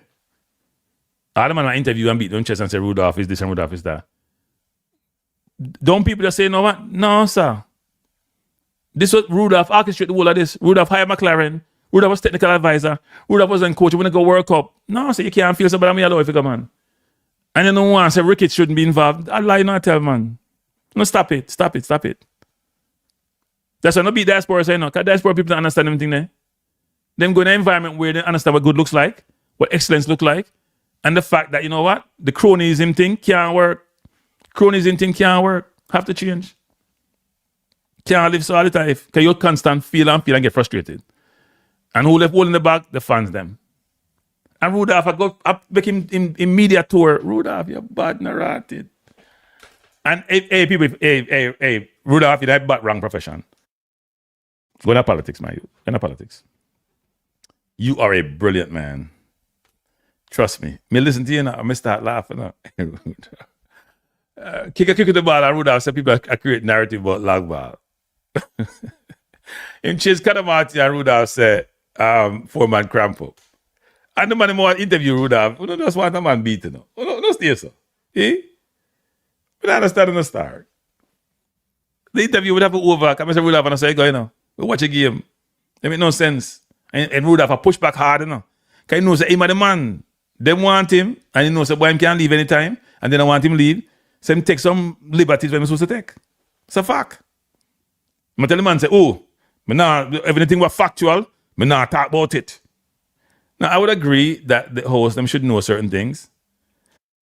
But I thought that was rude. Seriously. Yes, they should know. But if you tell the man, the man actually say, when the change was made, and you say, me not talk to you because you don't know who CFA's coming for. But then you don't know what time you make the change, and the man not chastise you about it. Right? Because they show you respect. If you show them respect, too. Show them respect, too. But at the end of the day, Rudolph, do you truly believe you deserve to be coach for Jamaica after all you do? Make sure we're not qualified. I said it before. It was easier to qualify than not to qualify. Because you're not so arrogant, because you're not so confident, because you don't believe that boy is just foregone, you never do the right due diligence, you never leave every store unturned, and this stone them turn up. Them are burn me, them hot. Let me take some comments. I'm tired. And the speed dash by Merangard, but every other coach had to get Merangard as their assistant. What can go so? Exactly. Sherpat Ben. Exactly. We ask that question all the time. How in the hell does that work? Merangard picked the team. And when Rudolph come in, Merangard named up on the list. All right. Say a new president would fire Ricketts anyway. Yeah, but Ricketts is the president. Rabian. You mean fire Speid? Oh, yeah, okay. Yeah, he probably would. And no matter how good you are, if you fail that badly, I don't know how you even show your face to be the person. Seriously, you have to be the most arrogant person on Gaza. You're not checking the tea leaf. You lack awareness. You lack awareness. Press what I say. Pressa, you can't hear me? Yeah, big up. You know what I say? Tell me what you are say. You don't hear me? me hear, but tell me what you are say.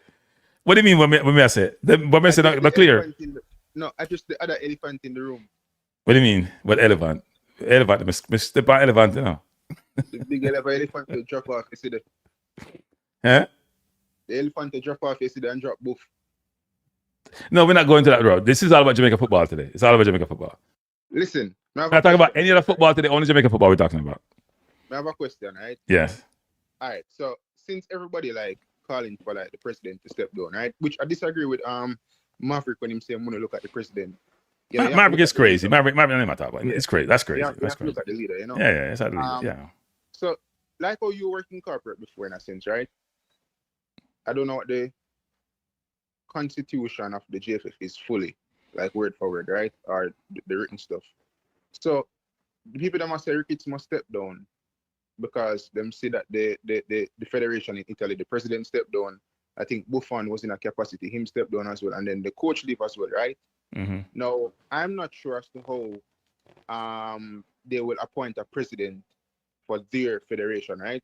But in terms of your knowledge of just companies and whatever the case is, right? Let's say that Michael Ricketts did step down. How do you think they would then appoint a president? Obviously they would have to call an election, right? But how you go? Yeah, they're part of the election. Yeah. Unless there's, I don't think I didn't see where the Constitution allowed for who assumed the role. I gotta go check and see who assumed the role. Somebody would assume the role who was in the organization on a temporary basis. I'd have to go check the Constitution because normally what it would do is tell you what the hierarchy is and who would assume the president. So in the U.S. Constitution, for example, or the U.S. setup, for example, it would be the vice president and the Speaker of the House. right? You think you speak of the Senate, but you have the Senate, but speak of the House. Here, I got to go back and check in the Constitution as to what's the hierarchy when if the president leave or the person who would be the next president leave. I'd have to check that hierarchy. But it would have to be somebody on the board for the time being, I would assume. And then you may have called a general election or some kind of election process to for the president. But normally what happens is probably appoint the president for the next remainder of the term, and then you have the vote, actually. But in unique things like this where there's leadership, more than likely they would have to have something in the Constitution. Not when it comes to because they're not anticipating, assuming that they'll fail in this. People just resign. No. What I mean is like, say, unfortunately, Mr. John did take sick, right, in the position as the president, and him can't assume the role anymore. I'm saying in any organization like this where there's leadership positions, right, there would have to be something that if something happened, maybe somebody get put into that position on a temporary basis, and then an election is called. Let's say in the next yeah. So the board would appoint somebody to be in that role until the next election. Yeah, but I believe that Ricketts must step down in a sense, right? Yeah. I think he should step down alongside many other individuals, right? I think the football obviously needs a change, and I know that Speid was talking about the fact that when asked about if Ricketts should step down, he spoke about the fact that the women would have went to like 2 World Cups and then the under-17 qualifying the under-20, in which that is good in itself, But the bread and butter of Jamaican football, although they don't really generate money, but they could have been generating more. The bread and butter are the face of Jamaican football is really and truly the men's team, right? And we would have failed on 2 occasions under the president, 2021, and then you look at the situation that we found ourselves in. It's a massive failure. It's probably the biggest failure in any sporting discipline in Jamaica. You know what I'm saying? And that's how the world is viewing it as well. If you talk to people from whether Congo, England, any country, them not have a lot of knowledge about Jamaican football, but if them have a lot of knowledge about the group that Jamaica was placed in, them are gonna say, "Yo, Jamaica should have qualified." No. Look. I get a lot of people send me a lot of videos and a lot of perspective by different individuals who are not Jamaicans, right? Because we think we live in this box and this isolation where nobody's talking about us. We've been talked about. And general consensus is people don't understand how Jamaica don't get to the World Cup. They still are trying to digest that. It doesn't make any sense to them. They think we have so underachieved, which we all know is the case. And if we here's the thing, people. If we have failed so miserably and no one pays the price, how the hell do we live with ourselves? Somebody got to pay the price. Even if it's a scapegoat, somebody got to pay the price. Somebody got to go. You can't have such significant failure, like total failure. You have lost possibly $12, $13 million. You have lost exposure for certain players. You have lost time and effort and money. And nobody not get fired. Nobody not pay the. What we are talking about, people? They think they're madness. And then the chief architect of all of this, I say, I should be promoted to coach. I should be the coach because I am the best qualified person. Really? I listened to somebody recently, and I think I don't know if you know college man, but him did a talk and he must say, Speid made a statement saying that this like Jamaica team would have had more possession against like a quality team or something like so, out of every quality opponent that we would have played before, which I think that was untrue. I think in the Copa America we held possession more against one of those teams. I think it was like maybe Ecuador, one of those teams, right? And I think there was another team as well. So him never right on that. And then again, the host Hey, Fortune, who gives out, what? Do you have possession, you lose? Well, yeah, that's true. But to be honest, not cranky. To me, the bar is low enough because to me, Speid remind me of like 10 out, honestly. Right? Because when a man is going to say he never lose the game in 90 minutes, I don't understand that. Well, look, that's grasping at straws, right? It's trying to justify your existence. It's trying to justify why you should be in a role. At the end of the day, nothing you say, it's not wrong, It's a stretch. It's not wrong. It's a stretch, right? No, it's wrong in the sense of like, in this scenario, the game would have went to extra time, right? So but it didn't lose in 90 minutes. Yeah, but that's irrelevant. But I know, but you're trying to make a case for why. That's why, like when Eric Ten Hag lose a game, and Ten Hag after the game come out and say, "But we won the second half, bro." What? What do you mean you win the second half? You lose the game. Yeah, look, I do think I don't understand how Rudolph and Ricky sold their own. And then him even got to the point, right? To say him play 4 games, because them a spread propaganda now, you know. So we tell the propaganda. Them play him play 4 games, right? Mm-hmm. And him say him win 3, and then him I never lose one. him never lose one. Cause word on the street now, you know, is that them get robbed. So he's 100% record. He's batting 4-0. He's 4-0. Basically, you know, and well, that is not in a lie either. One could say from the video you got robbed, right? So there's no lie involved, people. It's how you manage the information, though, and what are you trying to sell? What are you trying to say? And who are you trying to convince? And are they convinced? All people know is we're not in the World Cup. We're going to be watched from home, and somebody needs to pay the price. That's all life is now. Like somebody do something. Somebody got to pay the price. Who is responsible? Look at root cause. The root cause is the person who had the most input in the entirety of the process from start to finish. I hear my head coach them. I hear Missy when we are bringing McLaren. Rudolph Speid was the main one of the attack, but I had the coach. But as I said to you recently, Kranky, leadership in the JFF is a reflection of leadership in Jamaica, you know? Because I've seen many instances where on either side, JLP, PNP, they've made blunders and massive mistakes that cause people even them life, you know, or things happen under their watch. I'm not seeing nobody step down. As much as 1 and 2 Jamaican people might call for them step down, when I really go out there in full force, we say, okay, we need this person to step down. And even if somebody step down in some role, them get reassigned, you know? And that is the JFF, unfortunately, where I don't think there's any pressure there. You know, we talk and say, okay, you know, Ricketts, they must move on, whatever the case is. But I don't think we have that much power in any sense. You know, can we really make them step down? If anything, I think the media in Jamaica underground have more power to kind of bring a change. So somebody asked Rudolph, what can the fans do? What can the fans get involved? And Rudolph said, spend the money. Well, nah, so what the team go spend? So all they want are the money. Come like the people and do with diaspora people. People spend money on them, I feel. Well, I mean, there's some truth to that, though. Because fans don't support the team enough.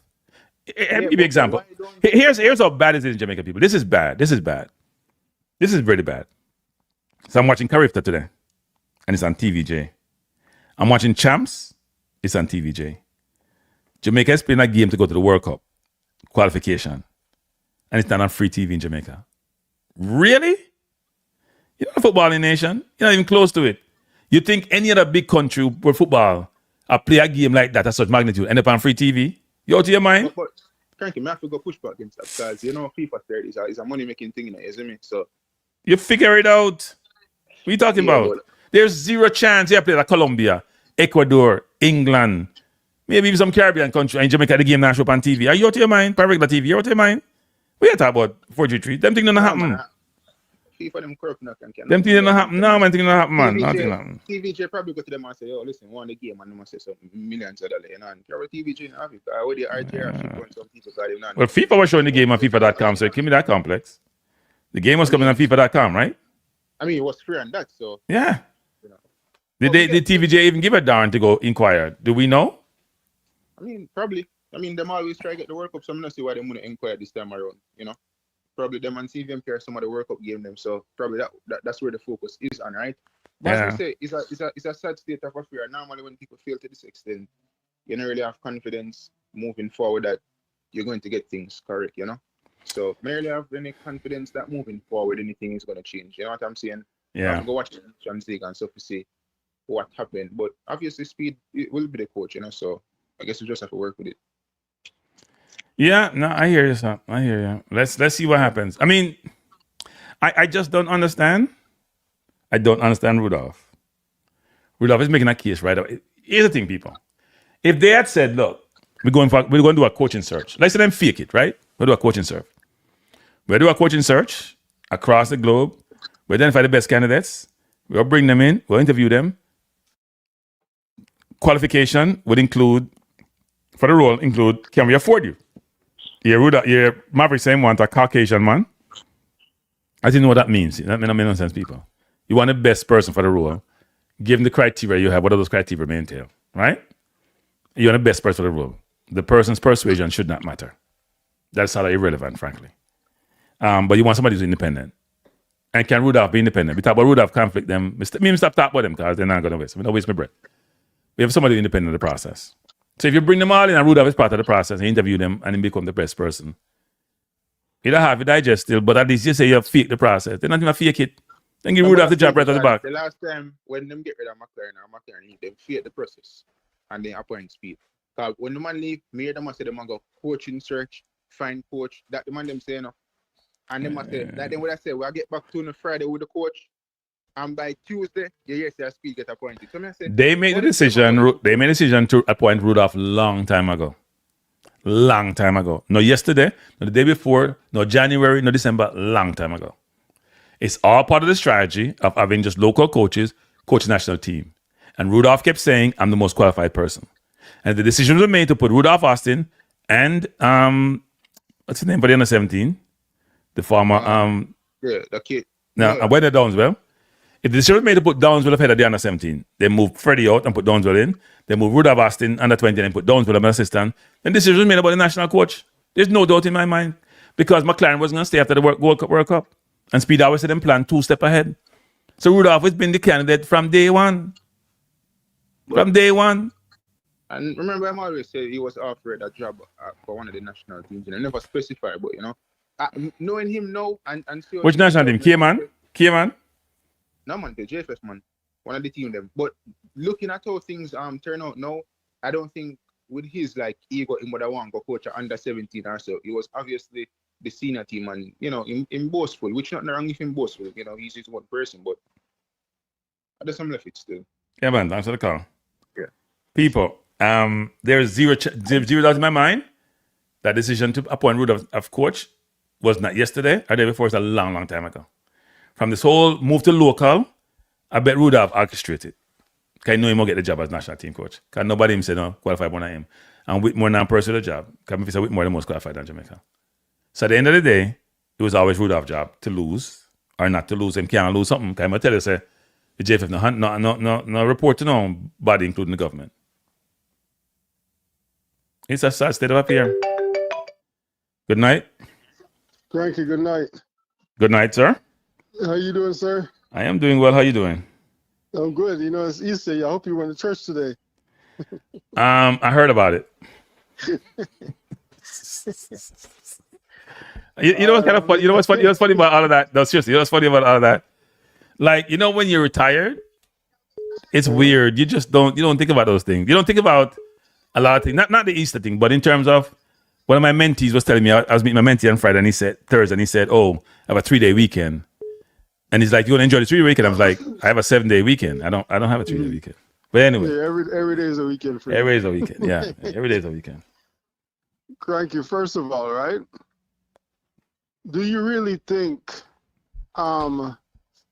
you believe in right place, right time? For some things. Right situation? Not for this. Okay. So you don't believe that this was the right time for Rudolph Speid to be the head coach? In a sense where, no, he failed. No, he can't be the head coach. He's failed. No. What I'm saying is, right? It is the right time. If they had gone to the World Cup and he was part of them as technical advisor and then McLaren move out, yeah, he could probably roll into the role and figure it out. But you can't fail like, what do you mean? No, meaning if I'm over and I'm in charge of what I see, as in charge of everything, right? As far as the technical director, I hire the coaches, and my aspiration is to become a coach. But I see the ship is sinking, and I do nothing to change course, right? Mm-hmm. Simply because I see that this could be the right time for me to step into the position that I always wanted. Yeah, but I don't think you would give up going to the World Cup, given the monetary consideration, to just be the coach. I think it'd be better if they get to the World Cup and could be the coach afterward, because McLaren would leave. And you could say, you know what, we're going internal. We have moved to the under 20, under 17. They're doing well. So it does work. I was here as technical advisor. I can take a lot of credit for being the technical advisor to get us to the World Cup. I'm the one was behind him, provide him guidance, insisting, not assisting, because that would change in the narrative. He would now say he's insistent and assist to get to the World Cup, and then everything is good. Yeah, but when that's you the fail thing, like this, but- you can't be involved. You gotta acquiesce. You can't be involved. But that's the thing. I never looked at it as even getting to the World Cup, because the simple fact is this. I think by then when he stepped in, it's not even a 50-50 chance. It was just it's a probability that we can. No, I'm talking before we failed. So there are two things, right? There is the issue of when we were going through McLaren, using McLaren to get qualified. He was a technical advisor, you know, so you could have taken some kind of credit for us accomplishing that objective. I could have said they failed at the Gold Cup, and I came in and I influenced the situation, and we make it to the World Cup, right? You could have done that, and nobody could have disputed it because McLaren is not going to come out and dispute it. So he would have looked good and maybe assumed the role as coach. When you fail like he did now, both as a technical advisor, as chairman of the technical committee, and as the coach who didn't get us over the line against Congo, I understand the numbers and how much they value versus us, then how can he make a case that he should be the coach? I don't understand. Because if you look at how he stepped in, right, he just didn't step in and say, you know what, I'm going to be the interim coach. When a person step in and say, I'm going to be the interim coach for these 2 games, that's exactly what I'm going to do. But Speid didn't do it that way. What he did was he said, I'm going to step in to be the interim coach, but also I'm going to build a resume, just in case this thing don't go the way I want it to go. No. What he did was say, look, I have no international experience. You know, he started talking about some youth team nonsense. So, you know, let me get some little fake games. Let me put them on, teams I know I can beat. And when I beat them, then my resume, I'll have some kind of a resume, some semblance, not much, but some semblance, to say I'm 3-0, 4-0 in regular time. And therefore, you can't say I don't have a resume because I have a 75% winning record. And the one thing I lost, I got cheated, and it's against a better team. And that's what I'm saying. We're both saying the same thing. Yeah. So for me, this was planned out. This just wasn't something he just stumbled upon. You understand what I mean? This was Speid admiration, because from the get-go, he said that his main thing was why not? He think he was qualified to be the head coach. He said it out of his own mouth. Right? I can't remember what interview it was. So No, he said it more now. He said it. And he said he wanted to be the coach when he was on Sportsmax. He said he wanted to be the coach. But that's what I'm saying. So it was orchestrated. It was orchestrated. Yes, it was orchestrated. That's what I'm saying. So this was already planned. Yeah. It was planned out. It was just the perfect time for him to step in to be the coach. Because I think they could have turned this ship around a long time ago by just making the decision of letting go of McLaren. But I just think he's you know what, forget it. This is what I want. I'm just going to take over. And that's what he did. Yeah, he took over. He runs the JFF. Right. Even all the reporters are saying the same thing. Some of the ones in Jamaica who acquiesce to him all the time, they're saying the same thing. They run the JFF. They say the same thing. Yeah, I mean, you have to be the person to run the JFF if you are in. So he's entrenched in it. This man has like 4 or 5 different positions. So how can you untangle him? Yeah. But here's the thing, though. Untangle something like that. So is Rudolph going to still own Cavaliers while he coach Jamaica? Apparently, what Maverick alluded to, if they bring somebody named Fuzzy in to coach Cavaliers, so he's no longer the coach. He may no longer be the sporting director or in charge of development. Then he's gonna be the owner of Cavalier and coach Jamaica. Is that going to happen? It's interesting. Never heard that before, ever in football, ever. It's the thing, Kranky. But we set precedent. In our culture, he come out and said himself. He said everybody in Jamaica is compromised. I got to listen to what this guy's saying now. Yeah. Rudolph Speid speak his mind. he remind me of Trump. He says it as it is, and he's very arrogant. Well, no, he manages what he says. He's very he's very calculating. He's very calculating. He's very calculating. Kranky, did you see the interview the other day? I played it. Exactly. So for me, a person like this, imagine being an assistant to this guy. You don't have a purpose. Yeah, what's interesting though in that interview is that he was a dominant part in the interview. So he goes into the interview, should not be in a good place because we got eliminated, and yet he dominated the interview. He ran the interview the way he wanted to, right? Correct. And even though some of his answers didn't stand up to scrutiny, the hosts weren't as informed as they should be to challenge some of his assertion and his perspective. The thing about changing Cephas for a center forward because of some cramps was nonsense. The thing about King being cramped when he kicked the ball upfield, but it was nonsense. Nonsense. King was kicking the ball up all day. All day, foolishness. Yeah. So And that's the thing. When you watch this game, right? This game is two things. When you was listening to Robbie and them guys speak about the long ball foolishness, right? The game, Congo practically gave us the room to do what we wanted to do, right? We looked more threatening when we were passing the ball out of the midfield, right? Passing the ball from the back up, right?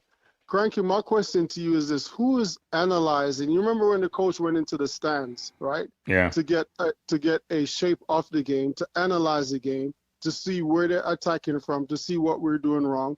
Who is doing the analyzing for our national team? Who's the person? Who's in the stands now? Letting the coach know, hey, listen, this long ball stuff is not working. We look more threatening when we put the ball down. Who is doing this? Yeah, I mean, look, here's my view on that, determine, which is you don't need nobody to analyze that. It's so obvious. If you want to determine, we all saw it determined. We all called it out. It's not like Kranky called and determined. We all called it out. Expression called it out, right? Everybody saw it. Everybody's cussing. Why are you kicking the ball away? So the coaches, you got much assistant beside you. You have Donaldson beside you. You have Cody beside you. And they can tell you that, you know what, King. And they have hydration breaks. Hey, King. My youth, stop kicking the ball. Dark Patois, stop kicking the ball. You like cuss people. And nobody now cuss we kick it away. Everybody get, now when you're kicking the ball away, here's the worst thing about it, determine. The balls you're playing long are nowhere close to your teammate. Nowhere close to your teammate. Yeah. It's not like you're going long, but they have some direction to it. They're not close to your teammate. So why are you kicking it away? And Rudolph says, well, we have 53% possession, 6 points more than them. We could have 65% possession then. From what you're saying, versus, right? Could have been 65. And the host don't even push back and say, you know what, could have been more. They went on to something else. They are so uncomfortable interviewing him, and he's so dominant in those environments that they don't push back on him. And they allow him to get away with that nonsense. And you're right, because they're in the interview, it's like this guy just won a position to be in the World Cup. He came in and dictated, just state his dominance. And if you look at what the interviewer were doing, they didn't quite know which way to move because they was like, hesitant. They're afraid to offend them because they're afraid. Look, when you're on a radio station like them, it's not like, I understand, you're not like YouTube where it's your program. You can be flexible. You have the reputation of a radio station. You try to comport yourself a certain way. You try to be professional. If somebody who's been interviewed is not operating the same way, it becomes very difficult. If it was on my program, I would be like, look, we got to do this the right way, or don't insult me because then I'm going to insult you back. Stop. Let's be professional. You ask your question, you answer the question. If you don't think I should be factual, as you say, when you can't answer when you made a change, what time, then let's not play that game about who know what time. But yeah, they should know who the players are. They don't do enough research. But you also should know when you made a change because you made a change. But see, Kranky, it's like this. I remember when you first came on YouTube, you thought I was against you. But no, I saw you from all the way down the street. Most people didn't see you. I know what was coming with you taking over the space. I think I made the first time I called, I gave you a hard tackle when he was talking about the president. I said, right. Kranky, you're too intelligent to say this guy's a nice guy. I don't care if he's a nice guy. He's not there to But he's a nice guy, though. Look, determinine. There's some people determine you meet. I'm a boss. I ain't got no time for this. Doesn't mean I can't beat you. But I'm just saying, he's determined. You have to meet him too, I'm talking about. I'm telling you. But Kranky, nice don't get us. I agree. That's why he ain't talk. That's why he don't pick up the phone for me anymore. He ignored me. You know what I don't like to in this space, right? Because I think as YouTubers that create this platform, you, the pressers, the Ryan, the JD, the JT, y'all are all compromising this. And why I say that? In our country, when you go to Jamaica, you step back at least 20, 30 years. I'm talking about in the mind, not not the physical things that you see, the hotels, the roads. Even the roads is not there yet, but it's getting there, right? But when it comes to the mind, we're not there yet. This is why you have this guy, what's his name, Maverick, and these guys that can take over the airways, right? By polluting the mind of our people because you're just not there. But once again, determine. Hey, New Wave, thanks a lot for the super chat. I appreciate it. He said, Speed must go. Take Long Ball King with him. Go ahead. Determine. Go. And people are saying King can be captain. But anyway, that's for another day. Tell him to be captain of which ship? Yeah, exactly. Tell him to be captain of the Strait of Hormuz. They go to Strait of Hormuz. Probably. But listen, Kranky, and why I say that you guys are compromising this thing is because when it comes to the diaspora, right? The money is here, right? Let's keep it 100. The money is here, right? And you guys have a lot of influence and a lot of power. If you, JD, JT, what's his other, Ryan, everybody come along, get together, and come up with a construct and a plan to stray the masses. Why y'all can't get that together, Kranky? Why y'all can't? So I have a question for you. Do you know Jason Whitlock and Stephen A. Smith? I know Jason Whitlock is. I don't like that guy too right. much. And you know Stephen A. Smith, right? Correct. And you know they have constant beef, right? Correct. That's Jamaican YouTubers. But Kranky, it's an agenda. Do you think everybody in the Democrats party get along? But see that part. But see, these are all entrepreneurs, right? They all do their own thing. They won't come together. Everybody's trying to outcompete each other. They won't come together. It's not happening. It's a good thought, and you would think that people who have a similar objective would come together to work to achieve the objective. It's not happening. Kranky, so we're talking about for the greater good. I'm telling you, there's no. The greater good is the people. Look, I would love for that to transpire and happen. I would love for people to understand that the football is the key and the football is the main thing we're trying to change. But people don't think that way. People think about their own small universe, and that's how they operate. Some are very toxic. They would say I'm toxic, but some are very toxic. That means we don't want change. That's exactly what it means because it's not you don't want change. The question is everybody that work for me that I like, but I'm not going to railroad anyone. It's the one agenda. Right. It's one agenda, right? And that even if that agenda is for 2 years, you guys can hold it together for 2 years. Because right now the football is in a mess. If this guy think he can be coach and all the mistakes that he made, nobody's losing their job. Where does this happen at? Look, I mean, some YouTubers are, look, the YouTubers are also in different places, right? If you're in Jamaica, people are very concerned about implications to them if they come out and are too harsh in their criticism, right? And frankly, some of it is warranted. Whether it's access, whatever it is, people are very concerned about becoming what would deem to be confrontational with certain persons, certain environment, because they're afraid of the repercussions. That's probably understandable. The loudest voices, that dissenting voices sometimes, are the ones that are more remote because they feel comfortable in their space. The ones who are closer, for different reasons, don't want to take up that mantle of being the critic, of challenging, of expressing their consternation and concern because they're concerned about implications. So I'm not going to sit here on this high horse and says there's no legitimacy to that, because there is. But you notice the names that I call, right? We know our culture. I never call anyone that's in that space because I know the repercussion of the things that they say while they're there. Right. So this is why I call the YouTubers that's here. And the YouTubers that's here also, if you look at the different, when you go on your platform and you look at when you talk about the Speed being the head coach and you look under the comment, majority is like, hell no, he cannot be. Then you go on Orion, the same thing. And you go on JD, same thing. So we're talking about the masses that agreeing with y'all.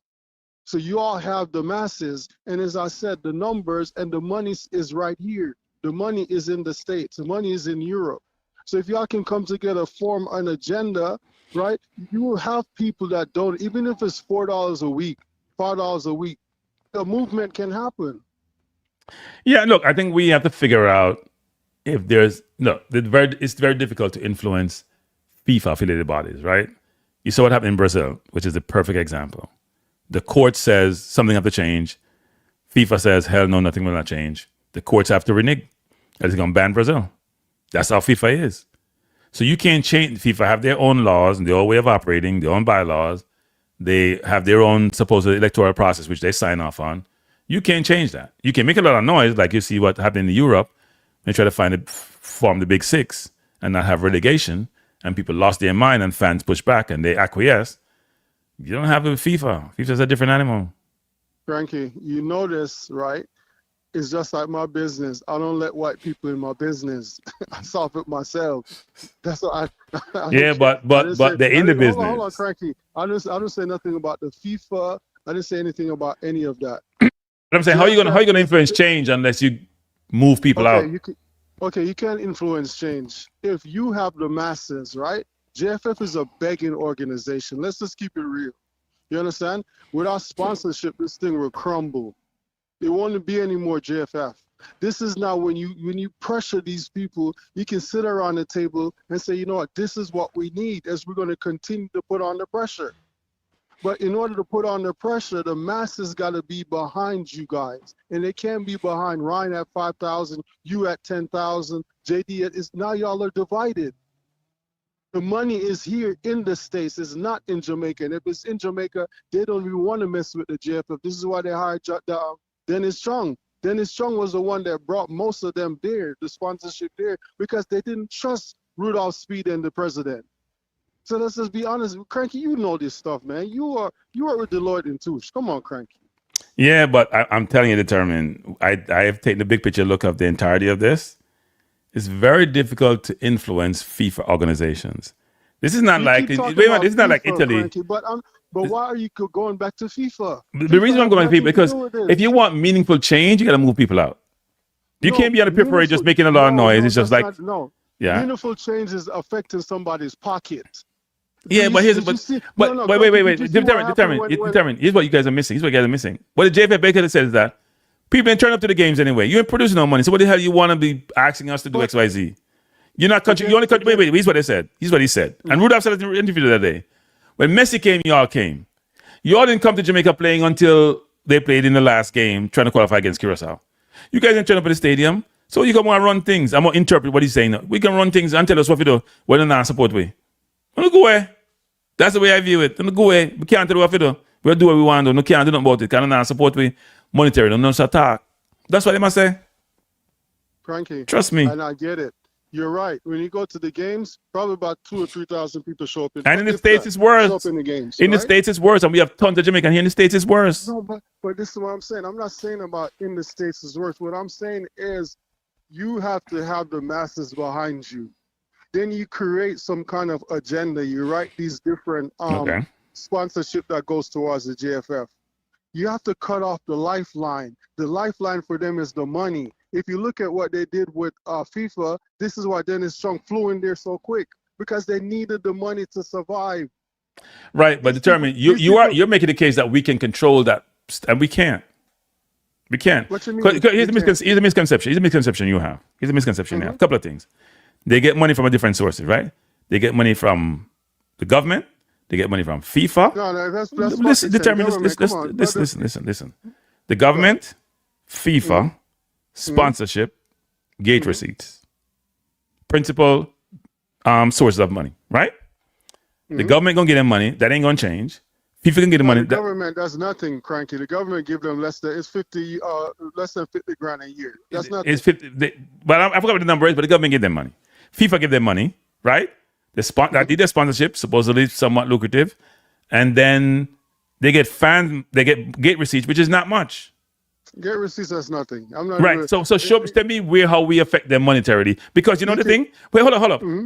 Jamaican merchandise I bought by other people other than Jamaicans, you know.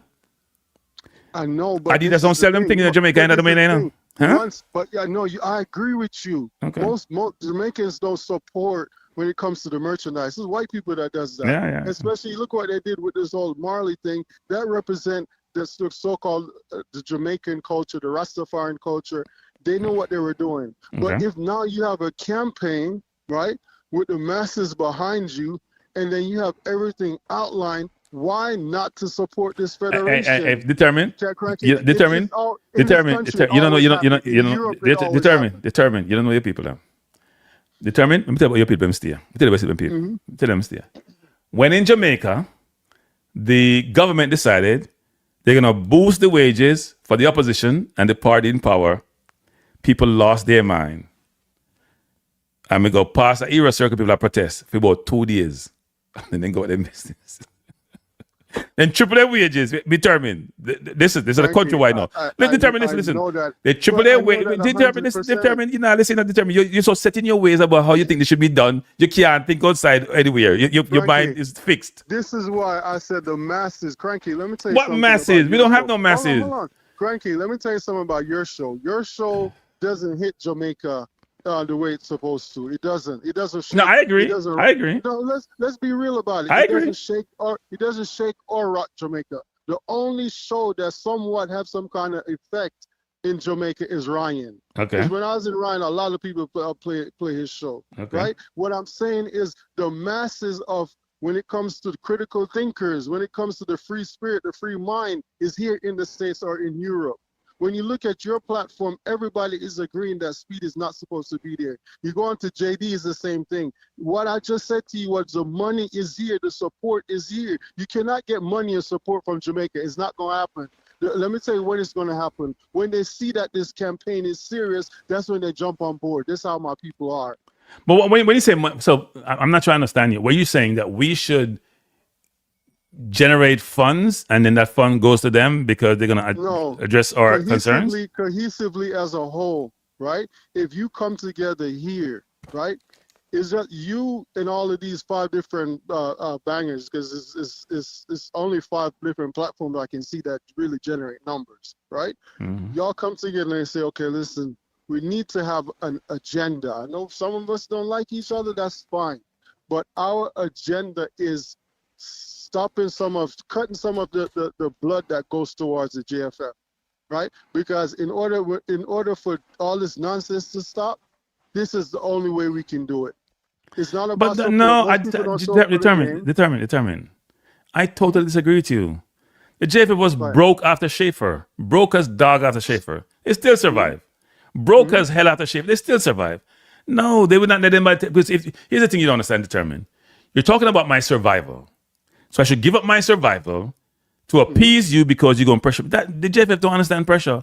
If the JFF stay in power when they fail so miserably, there's no more pressure going to get them out of power. Zero. If they stay in power and don't have any sense of thought that, you know what, this is ridiculous. How can we still stay in? We have no shame. We have zero shame. We're not really patriots. We're about ourselves. We're not nationalists. We're about ourselves. It's about our agenda, our ambition. If they don't leave because of that, then there's no way in hell we can pressure them to leave. Zero. I'm telling you, none. Determine. The president of Italy asked the person who had FA in Italy, you should resign, you make the World Cup. He resigned. Cranky, you know what? In my country, nobody's going to resign. Why? Why do you think no one will resign after they're saying that the federation is so broke?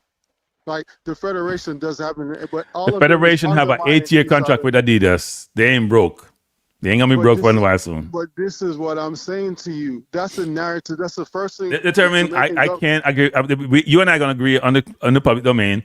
I am not going on that route because I'm not doing anything that's gonna be effective. It will not be effective. Trust. I know it's a good idea on your part. I know what you're trying to say. It cannot have the effect you want it to have because the party you don't have enough clout. You don't have enough control to materially affect them negatively, so they will want to acquiesce and say, you know what, we need to conform. It's not happening. I don't see it. I understand what you're saying. I don't see it. Maybe I'm wrong, but I don't see it. Yeah, well, for me, I'll end on this. For me, Kranky, when it comes to change these days, in today's era, probably in your era, it was placard and pickets and demonstration, all this BS. Yeah. Nobody ain't doing that no more. In today's era, is cutting the lifeline, your blood veins, which is your dollar, your money, your support. We agree, determine. This is today's era. Determine? Right? We agree with that. We agree with that. So money talks. Money talks. Exactly. When you can, when I see evidence of it based on what FIFA did to them, and they jumped in and got Dennis Chung, the money is important, right? My thing is this: nothing beats a failure than a try. But you guys can't come together. So this is why I said the YouTubers are complicit in this thing. Okay. We don't love the football. So anyway, All right. I appreciate the call, sir. I understand the frustration, but I appreciate the call. All right. Bless up. All right. Somebody tried to call me earlier. Let me see if we can call them by FIFA. And then we'll close on the program. If they're not sleeping.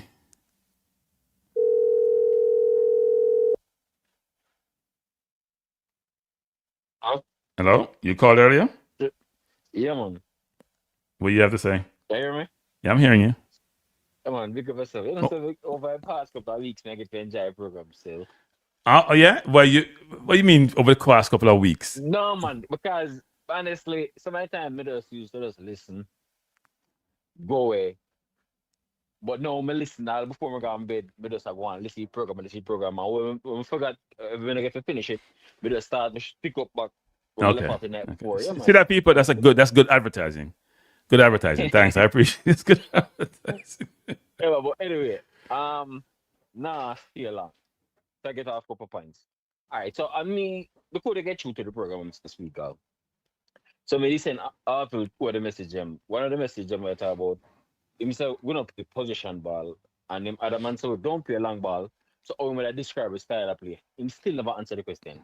Because I said him just get the team for 4 match and him can't describe how other coaches set up them. I just never think him answered. Let me jump into that. Let me just say this about that, which is he's trying to change the narrative that he's a long ball, he's a counter-attacking transition football. But the way he coached Cavaliers, you'd assume that's what he's going to coach, right? He's saying he does it to win. So we could have said you'd keep the long ball in that game because you want to win. Right? So the style of play is winning football and play. Yeah, that's what I got from the because so Mr. Tracey, I'm a general. Oral. When Mr. Tracey say about the best football mind and this and that, I said to myself, every time I watch Cavalier no really.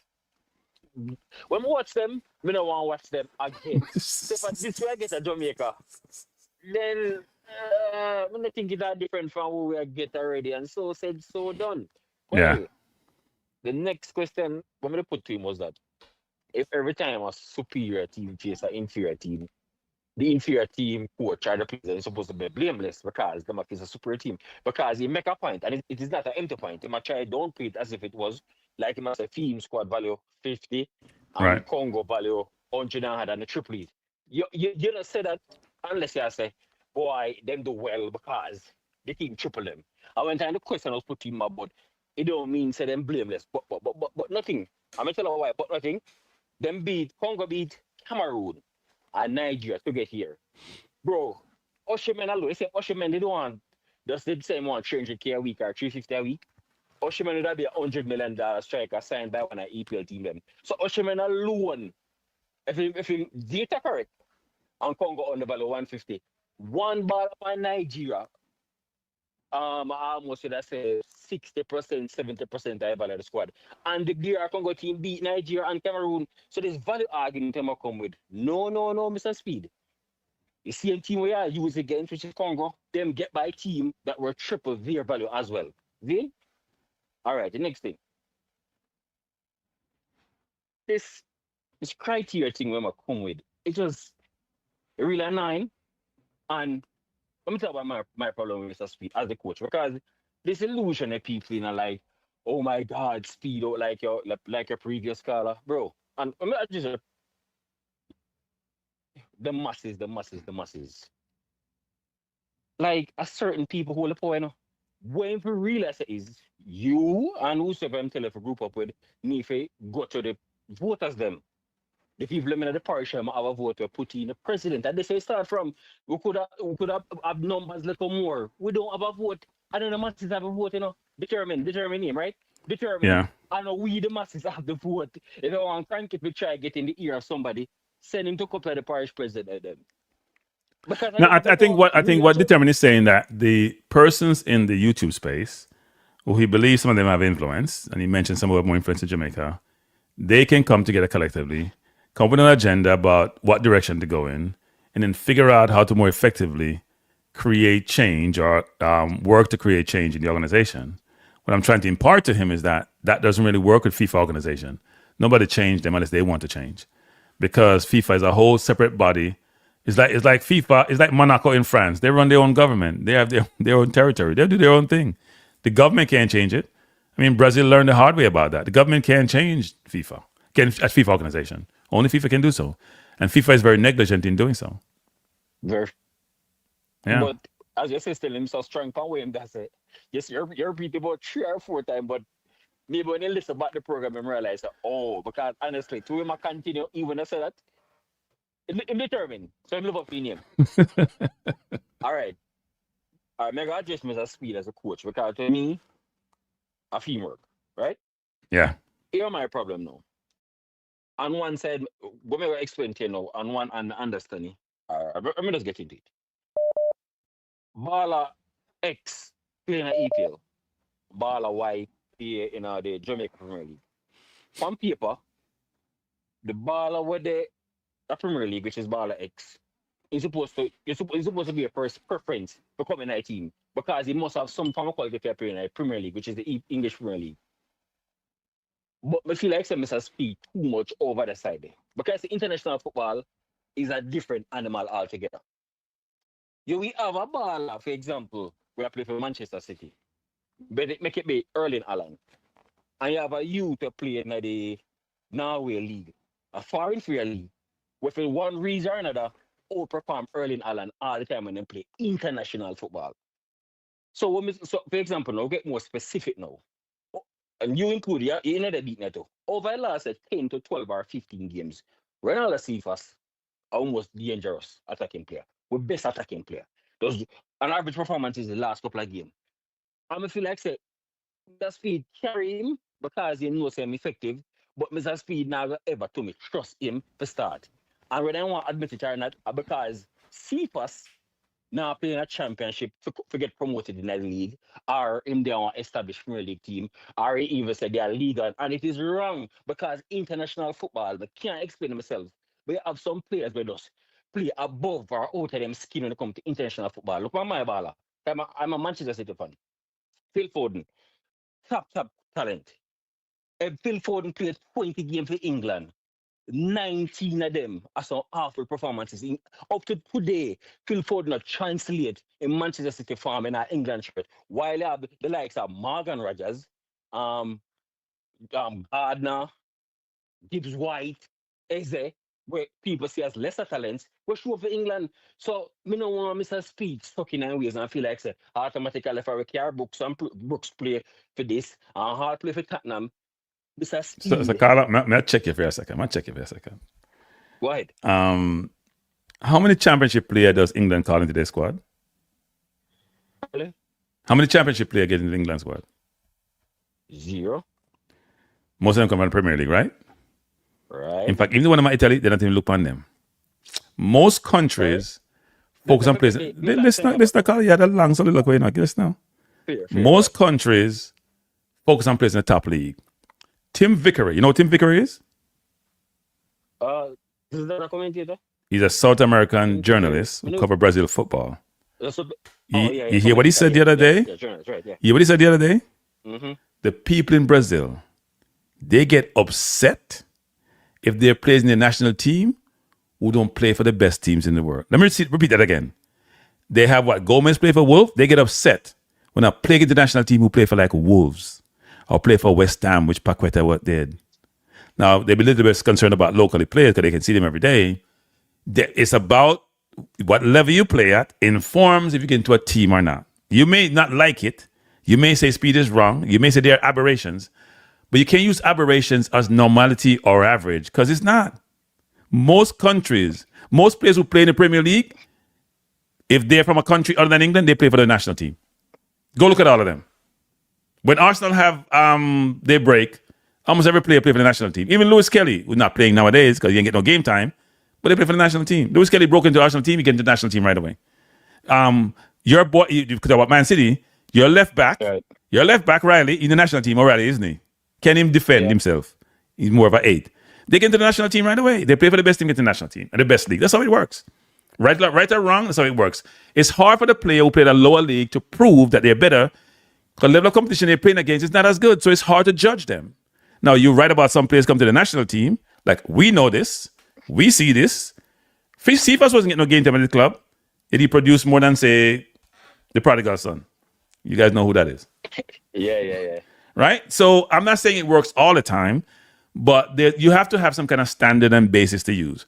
What I disagree with the criteria is that when you're talking about you got to be contract with top 20 league and contract with you have to play in the top 20 league, and then you're saying you play in the top league in the country. There's a big disparity between being a top 20 league and playing for your country. Your country could be ranked 200 and have top league saying can play, but somebody who play in the 21st league, you say can't come if they don't play for the national team. That doesn't make no sense. That doesn't make no sense. Yeah, but I understand what you're saying, but I'm saying what you're saying is more aberrations, not norm. True. But yeah, so all right, so we understand each other. Yeah. So we don't have to argue about it. Because we also you Kirk as well, but me just want him to just take off this value thing or which league you're playing and just focus on what them actually are doing. And here's what you guys didn't challenge. Here's what wasn't challenged. Here's what wasn't challenged to diffuse his argument. When he said whisper and Pinnock comparison, and he basically said, oh, Pinnock play for a Premier League team and therefore they train a certain way, so they always prepared. Right. But they then saying the academy or Leicester don't do the same thing, right? No, Zidane said Leicester is a big enough team. Yes. And yeah, so Zidane did challenge him. What the rubbish? No, what I'm saying is that the academy at Chelsea is high level academy, even though it's an academy. It is one of probably top 5 in the world. Yeah, but I don't think Zidane pushed as hard as he probably should to refute the argument. Yeah. Kranky, stop. Why? Based on how you start the program, like could I tell you reflect? Because in your last 2 show them, you were like the host read this and the host read that. But in a decent program, you say you feel like say, all right then, when I reason why I speak would I be like that because him know say if them upset him, or they're afraid that if they upset him, he might just come off and them don't want that. So them have to strike. Well, that's true. That's true. They were trying to strike. That's fair. That's fair. Yeah, so that's when fair. Like I said, the host them now in a sense of them intelligent. Trust me. If Zidane could have him we the program that could chat. Yeah. Best believe that. And last thing, me don't want that man when me say all right then. Me in the camp, I say the imported ball of them or the heritage ball of them or no. But you see the camp where I say if they're not much better than what we have, we not have to kill out ourselves or we not have to get them. But kind of over the part there. But means say in the camp when I say local. But the people them what do say, what makes sense I get X player if he can perform this outperform this a local player. I agree with the said argument. You think that's fair or not?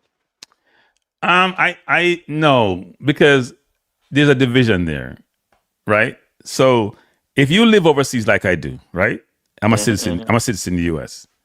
Okay. And somebody's gonna tell me that I go for a job with somebody else and I'm 5% better than them, and they say they use the qualification criteria and percentage to judge who gets the job. We're both citizens. We both under the Constitution of Jamaica, our US, we're both citizens. We have the same rights and privilege. You'll give them a blight because they're worse than me, but you say it's only 5%. That's not fair.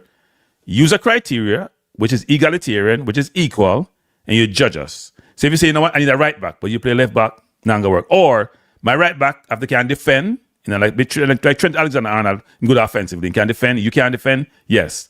But don't break them up because one is local and one is overseas. Treat them the same. Same way to assess them. Because here's what we're saying.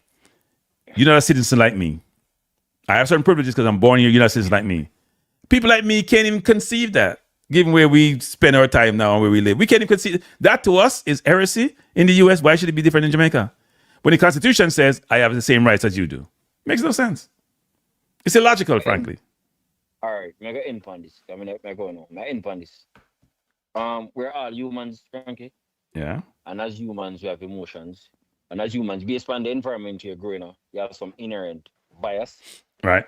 And we now go fault the JFF if they could choose between Kranky and Highgate. And pick Highgate because Highgate is a local, because Kranky is not much better. As a human being, we understand me myself have preconceived bias. I'm emotional. May I give them the leeway there, as a human being. Because all have a bias. So nobody in the US and Jamaica should complain if a Caucasian can pick over them and they're similar in capabilities, and the Caucasian is just a little bit worse than them. We should never complain. Would I understand as a person? I wouldn't, but you would. I wouldn't. No, when I say wrong, all right, but I understand why it takes place. Okay. Big up yourself. Thanks for the comment. I appreciate it. And people, that's how people think a lot of times, actually, right? I mean, if you're in an environment where you then become the minority, when you're not the immigrant and not the person who was born in that country, it's a whole different way to view things, you know. So our thoughts will never be aligned in those situations because there's a view that the local should get preference. Then don't make me a citizen then. Make me be a permanent immigrant. Because if you're saying all this is very equal in the Constitution, then you can't have any preferences. Doesn't make sense. Right? We have as Brain Drain is saying, say egalitarianism versus inherent or preconceived bias. Yeah, well, yeah, I mean, and we're trying to kick out and kick down and kick away preconceived bias. We're trying to judge people just based on facts and circumstances, not based on some preconceived notion of what they are, what they should be. And this whole notion that if you're local, you're more committed, which is a bunch of crap. Because some people will say, you can't do nothing for them. But when your Englishman said Jamaica can't do nothing for them. You know? And frankly, Jamaica can't do nothing for them except get them for World Cup and get some visibility. Because they have to fly much miles to come here. Some of them, like Roberts, pay them one ticket in some instances and go through some discomfort. Some of them fly, come over and then get injured like Latty the last time he come. Some of them fly over and then get tired and go back, them can't get no game. Then probably lose them spot.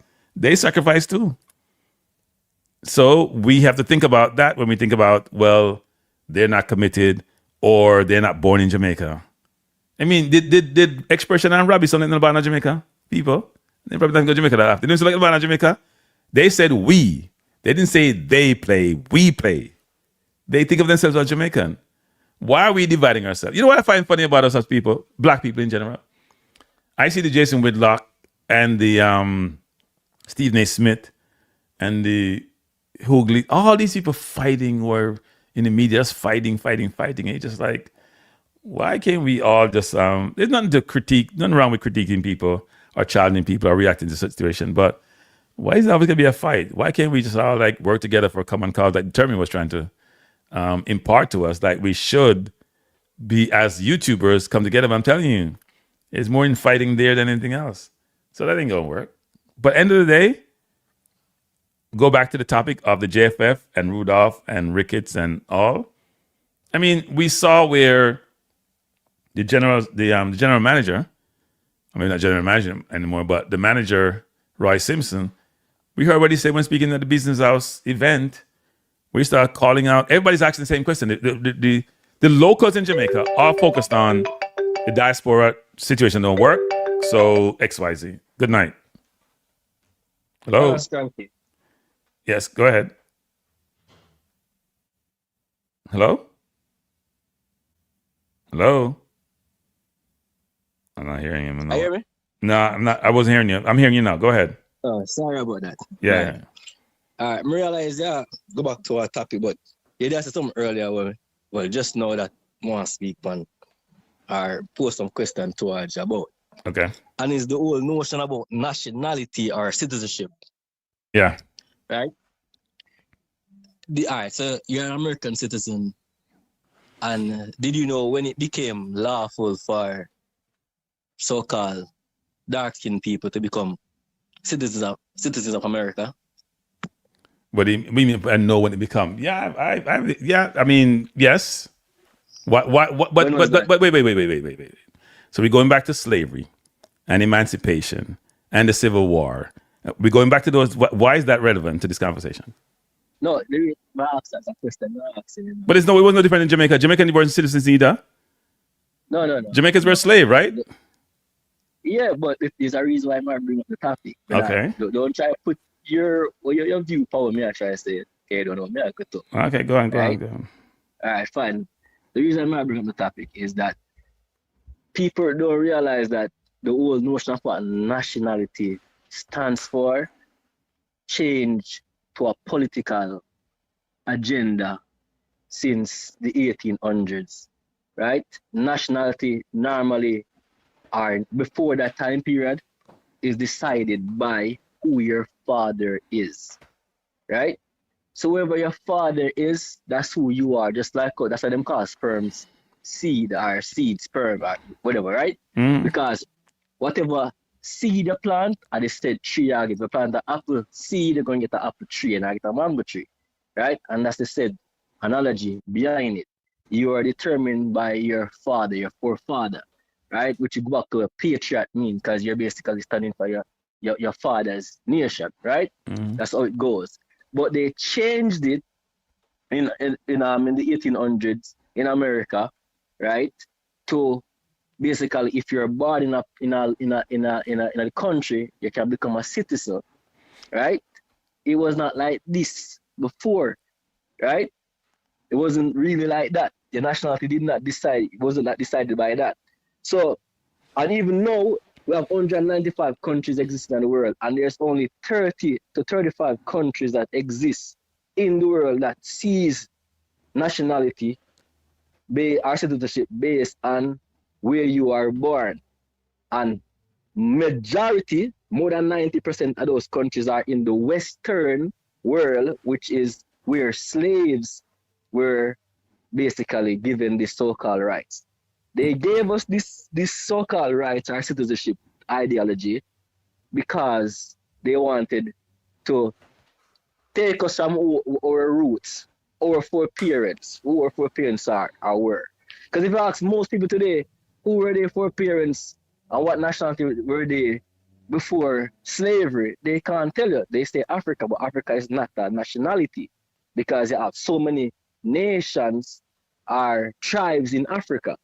So you realize that majority of the people that will accept this ideology is very lost and confused as to who they are. You get what I say?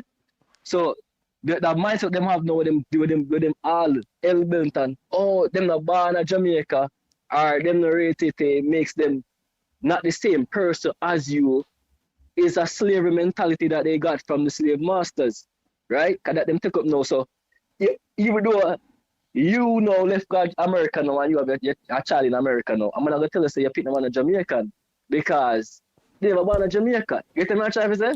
Yeah, and that happens a lot, right? That happens a lot. But also, US is trying to get rid of birthright citizenship for certain people, right? Right, they are trying to get rid of that. No, because the truth is, birthright citizenship is not a nationality. Citizenship is different from nationality, but people basically put them together as one. Your nationality go back to your kinsmanship, your ethnicity, who your father is. Citizenship really is based on where you are born, or they have different ways of getting it. People could have buy them. Go back to Roman Empire. This is where the ideology come from, you know. The Romans, them used to give other nations the ability to be a part of their culture, part of them system, right?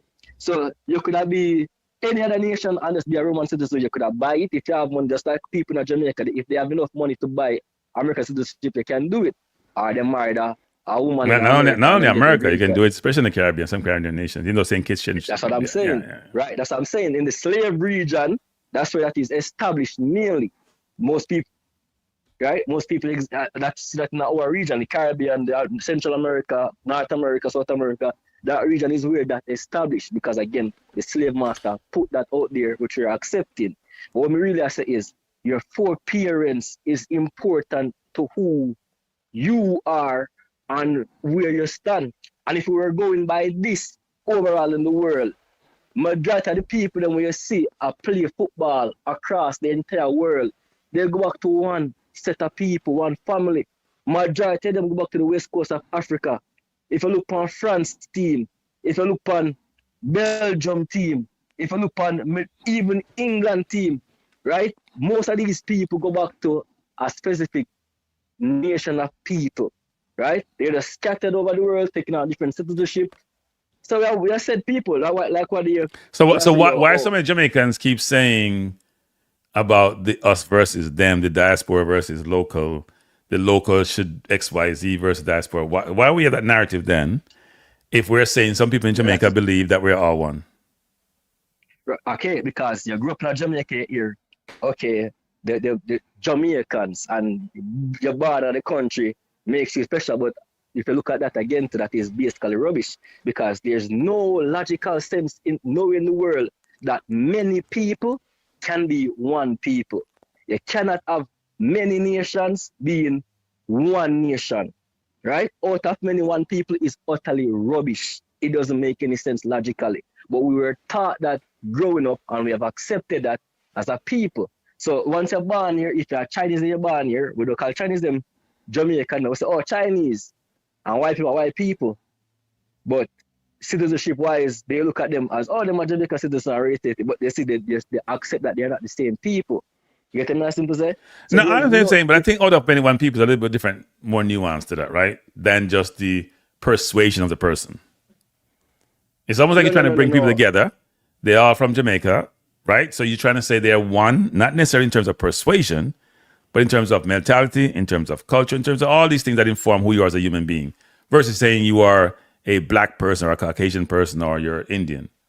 I think that it's more conceptual than just literal, the way you're thinking about it. No. That's not what they're saying, right? What they're saying is that out of many people comes one people.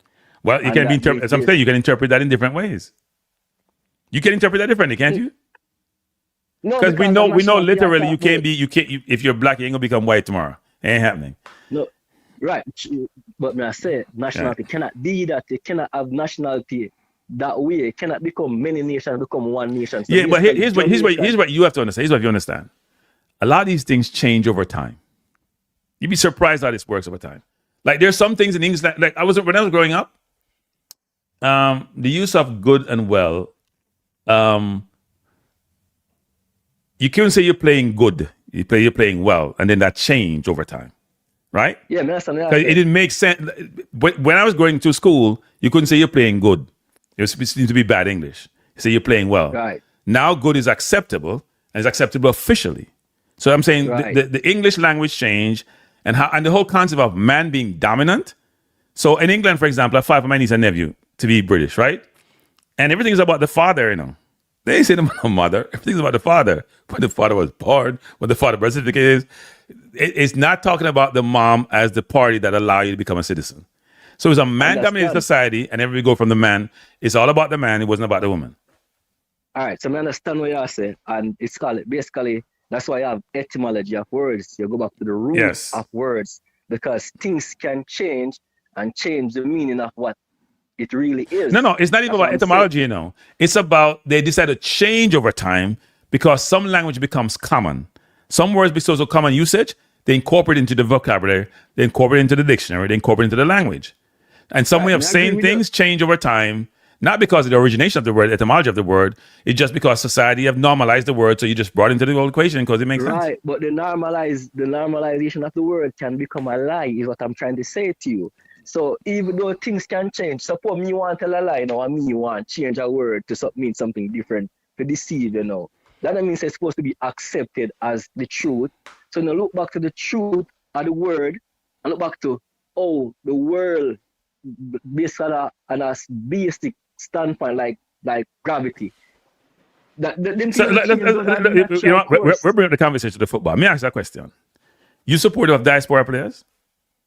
You must support them. Are you supportive of them being a part of the national team? Because what I'm saying is not about where you're born. Right, okay. People in Jamaica is basically, they're not born in Jamaica. Them four parents, I said people like me and you, that's what I'm saying. Yeah. Right? Their father is the same thing like me. Look for them money, them father. I left them live Jamaica and go to England, go live to make a better life. Yeah. So it logically doesn't make any sense. So I say, they're not born from one land. It's like, it's some simple things that we just lose as people and we become very dumb. People did not get their name from land. People name land because they own the land. So if your name is Kranky and you purchase a piece of land, this now becomes Kranky's land, right? And Kranky Pitney them are go own this said land as a heritage, right? So you could say this is the land of Kranky. Nowadays people are so dumb now, they're saying, they're the land of Jamaica. No man named Jamaica. There's not one single person ever named Jamaica. So when you say that you're basically, you take yourself from a family of people, so you don't know who you are. That's what I'm saying. Who were these people before slavery? They cannot tell you because them lost them who their people were. They lose them culture, them lose them history because they're no appointing themselves to a land and dedicated to that land per se than the family of the people them that were brought to that land. Yeah, look, at the end of the day, I believe that we have to do a better job, all of us, of trying to come to what I call a consensus, right, on some things. And we have been separated so much as a people by so many other people. We seem to have, I don't know if we have had our way, but we have really lost our way. And here's one thing that bothered me. I don't want to go off into a social matter because this conversation is going south. But I'm going to say this. The conversation is based on wait, people. Sorry, no, I want to say this, which is this. In New York, for example, you know, people talk about racism and prejudice and all these stuff, and we talk about diaspora versus local. But if you're in New York in certain neighborhoods, you will never go to certain neighborhoods and find a black business in there. Not because black people don't have business there, because they're excluded from having business there. But you can go into any black neighborhood and find a different persuasion, doing business in that neighborhood and being supported. And yet we're told we're exclusionary. We don't support, we're an isolationist. But when you see how the society is constructed and what's allowed and how things work, you realize that we're separated in so many ways, we'll never come together. So I admire Determined for trying to bring us together, but institutionalize us being separate and function separately. So. I agree with what I say in regards to that, you know, right? But the thing is, if we don't individually learn for ourselves and just accept whatever is thrown on our plate, like Christopher Columbus discovered it, doesn't make no sense. If we accept these rubbish because it was taught to us in school, we're going to be idiots. That's why we don't want to accept the rubbish from the JFF. It's a rubbish. JFF rubbish. Rubbish about that. Once some people get certain rule after them fail. How can you? So here's the thing. How can you fail so miserably and have the audacity to want the job? I don't understand. I think you should get the job. In fact, you've orchestrated getting the job.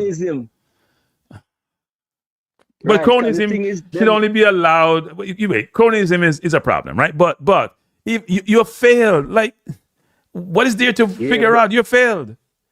Right, but the thing is, right, so these are the problem with the people that run JFF from day one, right? Because remember, it's not like we know JFF being run properly from the get-go. It might be did I run better, but not like it did I run good, right? So put that on the play, right? So if you understand that we have a system that is not controlled by the outer people that are outside. We have no say as to what they do, and them figure that out. You know what I mean? So if they can get each other in the organization to agree with what they're doing, all we're going to do is continue to complain, right? Because we can't stop Speid from being the coach, right? We can't stop Mr. Ricketts from continuing being the president, right? They might tell themselves that they might do good, and they might tell themselves they're in a better place when we don't agree with them. And the fact that we don't have a vote or any say in that, all we're going to be as fun is just get upset and cuss and ball thief and ban them and be a thing. It's not going to change nothing. You tell me what I say? Yeah, we're beating our head against a brick wall. Ain't going to change. I totally agree with that. We don't have the influence. We think we have influence like people in England when it comes to like they're trying to go to the Super League or in a Mason Greenwood situation where they say the women's of Mason can't play in England again. And Man U was trying to change that and the women said we're not having it. We don't have those influence. Right. But then they come out the money too. You see, the thing is JFF need to have sponsors so we can even boycott these sponsors to make them make move because of money. You get what I say? So when but see, here's what you gotta understand about that. How many people are getting Adidas jerseys? Them sell at Jamaica at all? Because when I'm in Jamaica, I couldn't get any, Them sell them overseas. They don't sell them at Jamaica. They might distribute at Jamaica with their Adidas jerseys. Overseas. Exactly. We're not making the money for them. The money's being made other places. They don't care. The money's been made. It's not like you can cut off the support system and you affect them. We don't control the audience who's acquiring the merchandise. At least a lot of the merchandise. We don't control the audience. And we don't support as much as we should support. If our support was overwhelming, it'd be a different story. It's not. Sometimes our support is almost like tangential versus substantive. Which is why people in Jamaica should not be so hard against the people them overseas, because again, I said people, and they are the ones overseas pumping back the money in the system to make the football here better. Which knows a JFF rob the money, but At least No, when I say the corrupt, you know, me not use the corrupt thing for my channel. You know, me not do that. Me can't call out people corrupt unless me know them corrupt. Over the years, it has been reported that JFF been robbing the country. Robbing the football. I don't know about that, and I don't based call on those anything about corruption, people. allegations, and The they've been statement going about corruption is bankrupt. made by the caller, not the Kranky. Yeah, man. Hey, you know, Jamaica make me get sued enough. Jamaica make me get sued enough. Okay, you know, Jamaica law. No, they can't sue you. No. I'm saying if you're in Jamaica, they can sue you. In Jamaica, you can be sued if someone come in your forum and say something directly about somebody else. You can be sued as an enabler, No, but even if you disqualify it and disclaim it. I'm telling you. I'm kind of bit far. It's kind of far to reach across the pond. It's a little bit further to reach, so we are somewhat protected, right? But I'm telling you, in Jamaica, I read the defamation laws. They're made by politicians who don't want to be criticized. Period. cool. So anyway, From I grew up, we used to them atheist, but that what they seem to say. Well, that's true, but it, you know, if you go so, you nearly go so. sir. Don't say that. No. All right, bless up, man. Thanks for the call. Bless up. Yeah, we don't want to use the corruption thing, people. Cause me can't improve. Me want to say something me can't improve. I think the term he called me earlier. I'm a first responder. Let me see if him still awake. And when him done me, I got my bed, people. It's been a long night. Interesting night. I'm not pick up. All right. Now pick up. I don't want to call about this later night. Okay, everyone. First of all, I do appreciate each of you coming out this evening to support the channel and for us to have a conversation. It is very disconcerting, to be honest, to see what transpired, to see what happened. He's calling back. Good night. You're the last caller for the evening. First responder. Go ahead. Long time. I will call you in a long time, Mr. Kranky. Good night. Good night. How you doing? Fine, thank you. Just coming out of my depressive state with the Reggae Boyz and all that stuff. Okay. Why are you depressed? Why are you depressed? I mean, you didn't expect to beat Congo, did you? No. Okay. But just like Maverick would have said, in my watch it, you know, when you cover up your face with your hand them and I peep to your finger them. Yeah. I submit peep to my finger them, hoping against hope. But some people would say Jamaica did not play well. I kind of think them they did rise to the occasion and played a lot better than how they were playing before. Taking into consideration that Congo is not is a good team. So I think the guys I'm not beating any player. I think they did good. If they had started out the campaign like that, I think we would have a good team. So are you saying Rudolph should have been a coach from inception? No, I'm going to get to that. But what I can say is, you're right when you say they fail. You know, they did fail and they failed badly, and they failed badly because up to the last game we didn't know who the team was. So for the last 4 years, they did not do their homework to build a team, right? So let's parallel to like basketball. You have the New York Knicks, and for the whole 3 months of basketball, one team you have. Though you're looking over the fence to see who you can add to make the team better, or who you can get rid of to save money or whatever. But Jamaica they kept chopping and changing right before your eyes, and you knew what was happening, and you knew there was no team chemistry, and it kept going on and on and on and on right through the time. So even up to the time that we played Curacao, the chopping and changing was going on, and we were still looking over the fence for new players, Mason Greenwood, this player over there, so that player over there. So when you come to all of that, that is a firing offense, you know. So, but and then you always talk about traditional media, Kranky. And you always say traditional media don't do their job and they don't ask the right questions and all of that stuff. So we'll go over to traditional media now. And your friend Maverick, for all That's the a time stretch, that my he friend. That's a stretch. yeah, but hold on, Kranky. For all the time, right? For all the time that Maverick was on his program, the Sports Explosion, he did not ask the right questions and him not beat nobody and him not pressure nobody. And all of a sudden when him not have the program no more, him beat Speed. No, he has a And program. He's on a different station. He has a program. oh, I didn't know that he Yeah, had yeah, no, another he has a guy. program. He has a program. He has a program. He's on Why would 95 Speed? FM versus Okay. it's 97. Yeah.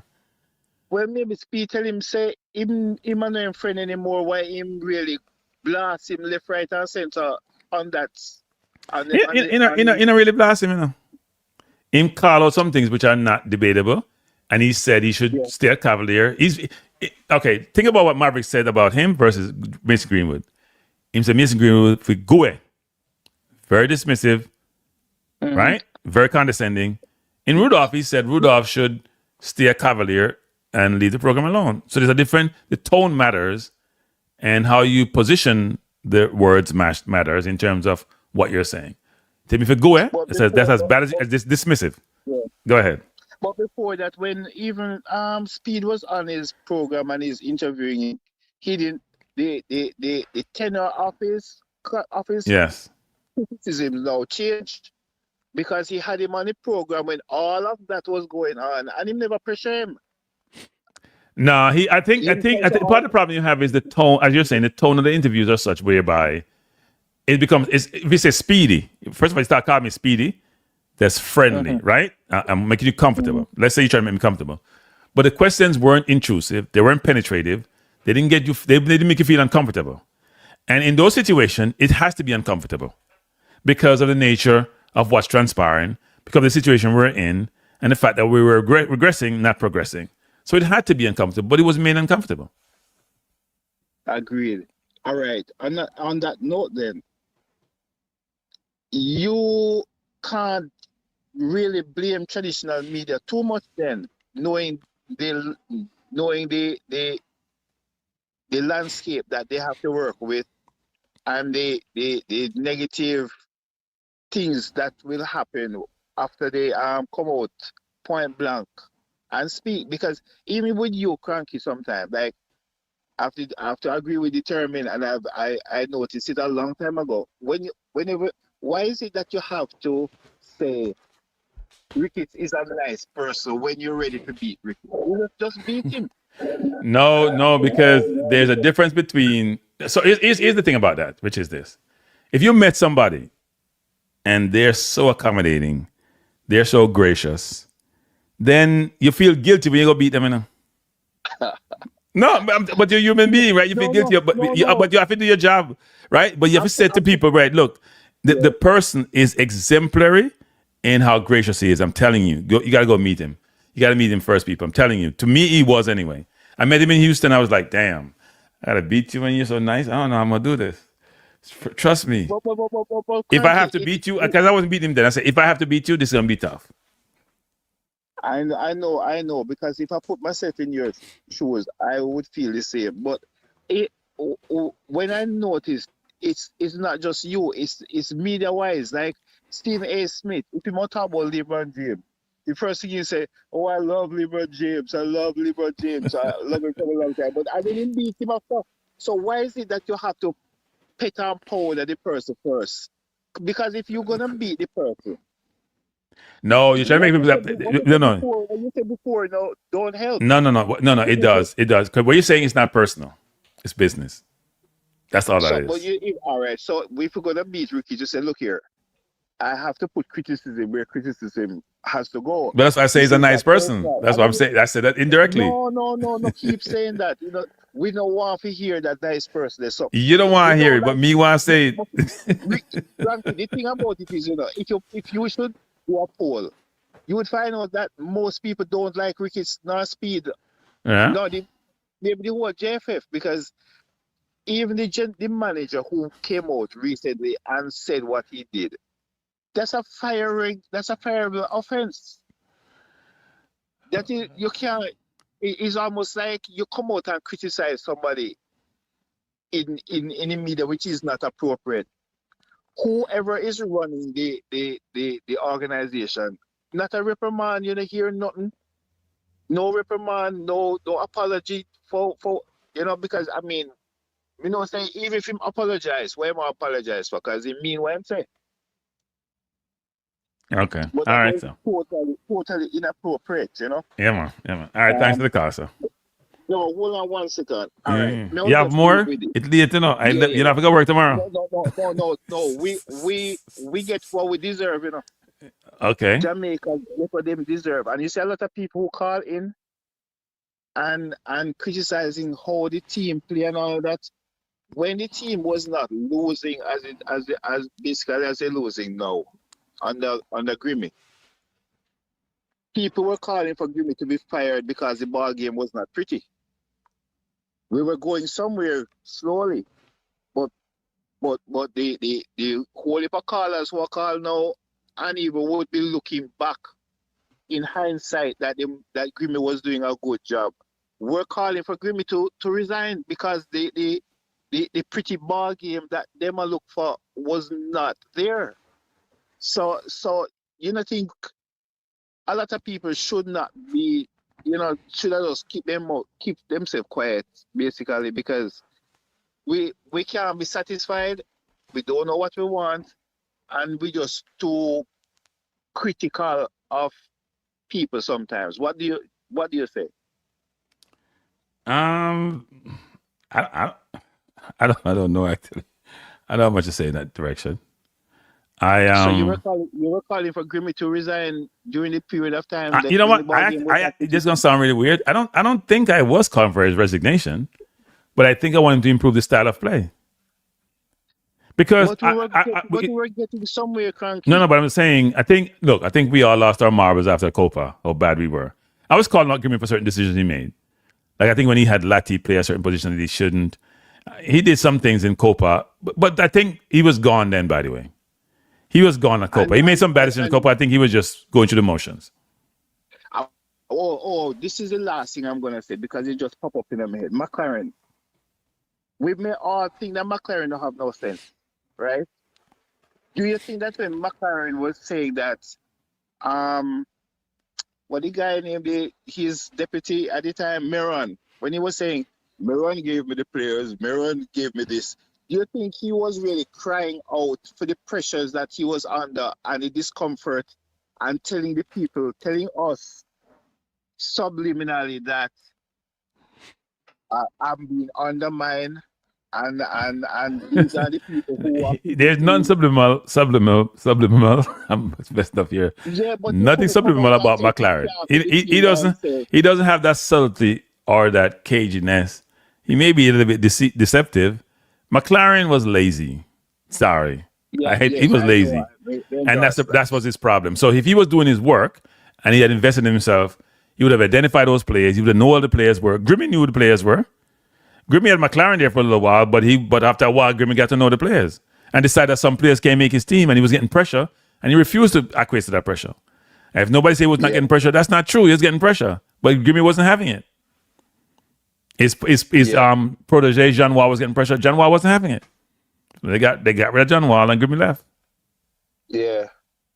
So, yeah. All right. All right, yeah, man. Thanks for the call. Well, good for them. Yeah, man. All right. So let's see how skillful Kranky is.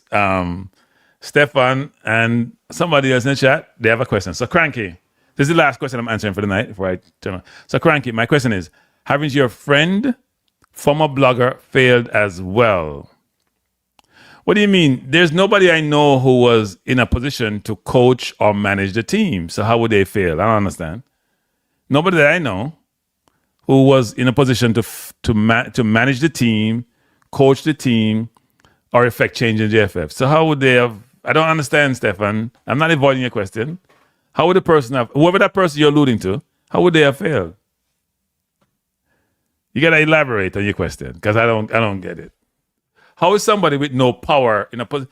So I'm referring to somebody, but does the person have power? So, example, power in the JFF is about the board, about the board and the committees and the president and his directs. Not even the manager, you see nowadays, have the power to effectuate change in the organization as it relates to what's happening on the football field. So I don't think Roy Simpson to me have no power, even though he may think he does, but he doesn't. The only power I would see would be the president, Rudolph, and board members. So those who go recruit players, those who make decisions about resources, and those who make decisions about coaching hire. I don't know anybody else in there who will be in a role that affords them that responsibility and that ability to effectuate change. So I don't fully understand that, Stefan, even though I know what you're alluding to. No, they weren't managing nothing. Don't let nobody fool you. Whatever you're talking about, they're not managing nothing. They're most fool. They're not managing nothing. Trust me, Stefan, they're not managing nothing. They're confusing management with, trust me, they're not managing nothing. Whatever you're talking about and what they manage has nothing to do with the hierarchy that runs the organization. Nothing. Zero.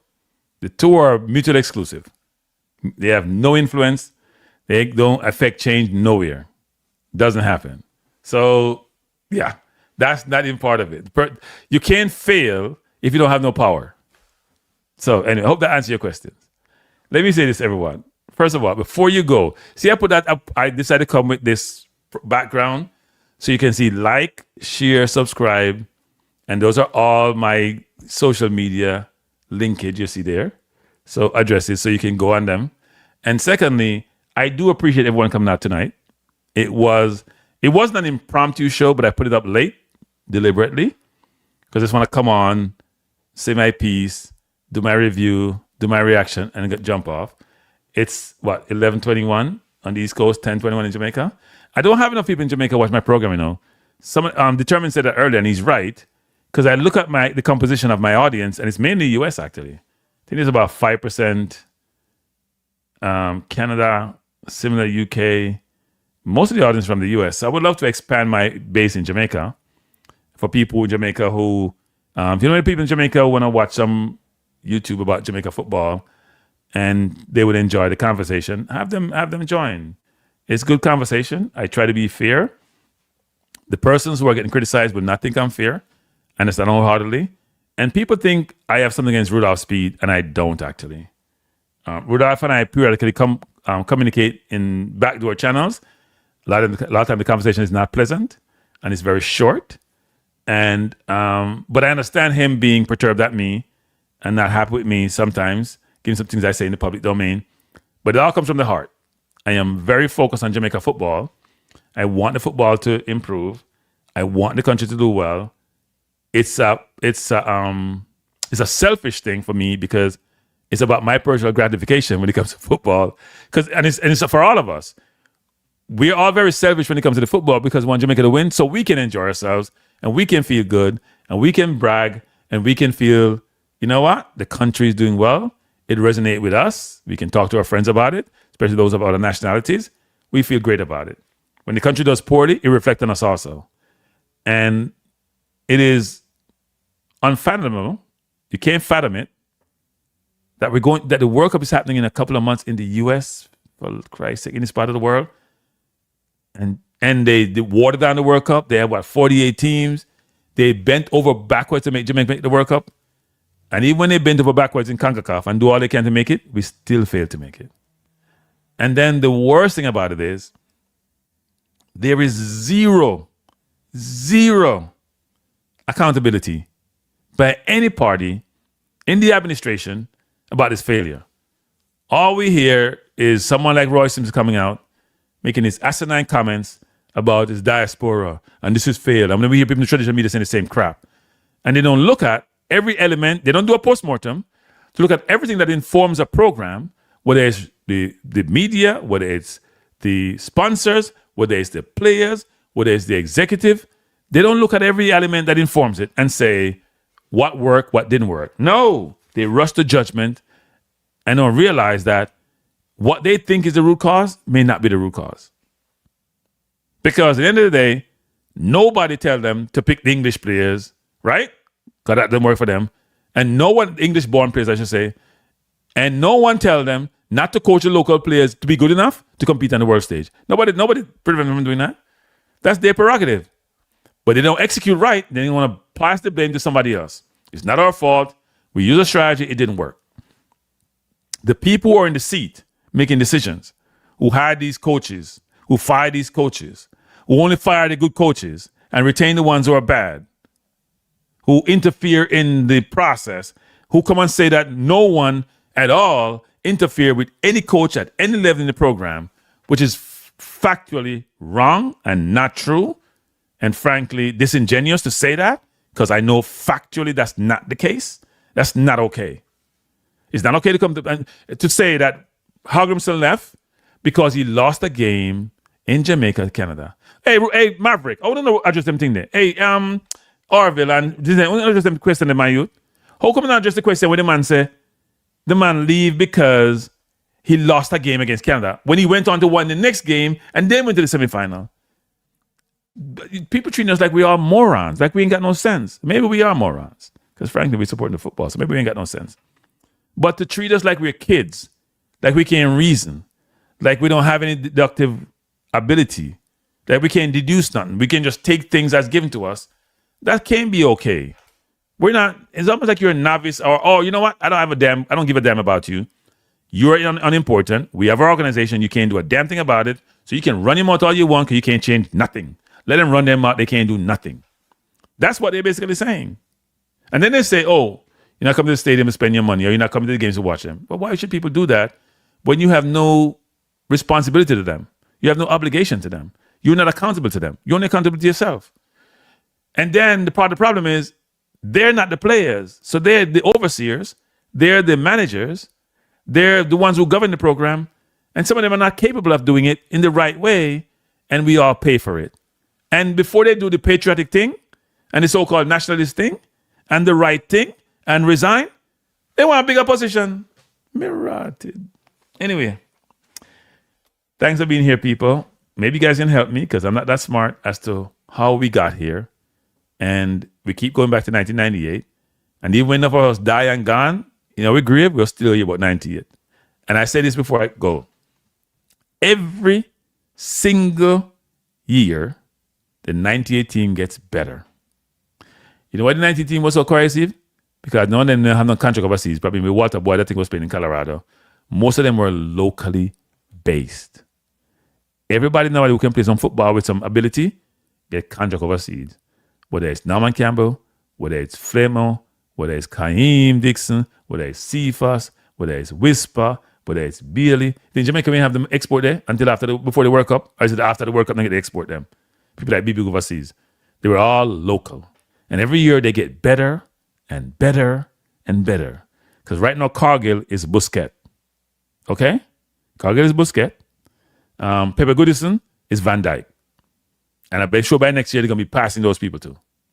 Hey, time is very kind to them. And the more we don't make the World Cup, the larger than life they get. Have a good night, everyone. Thanks for being here. Appreciate you.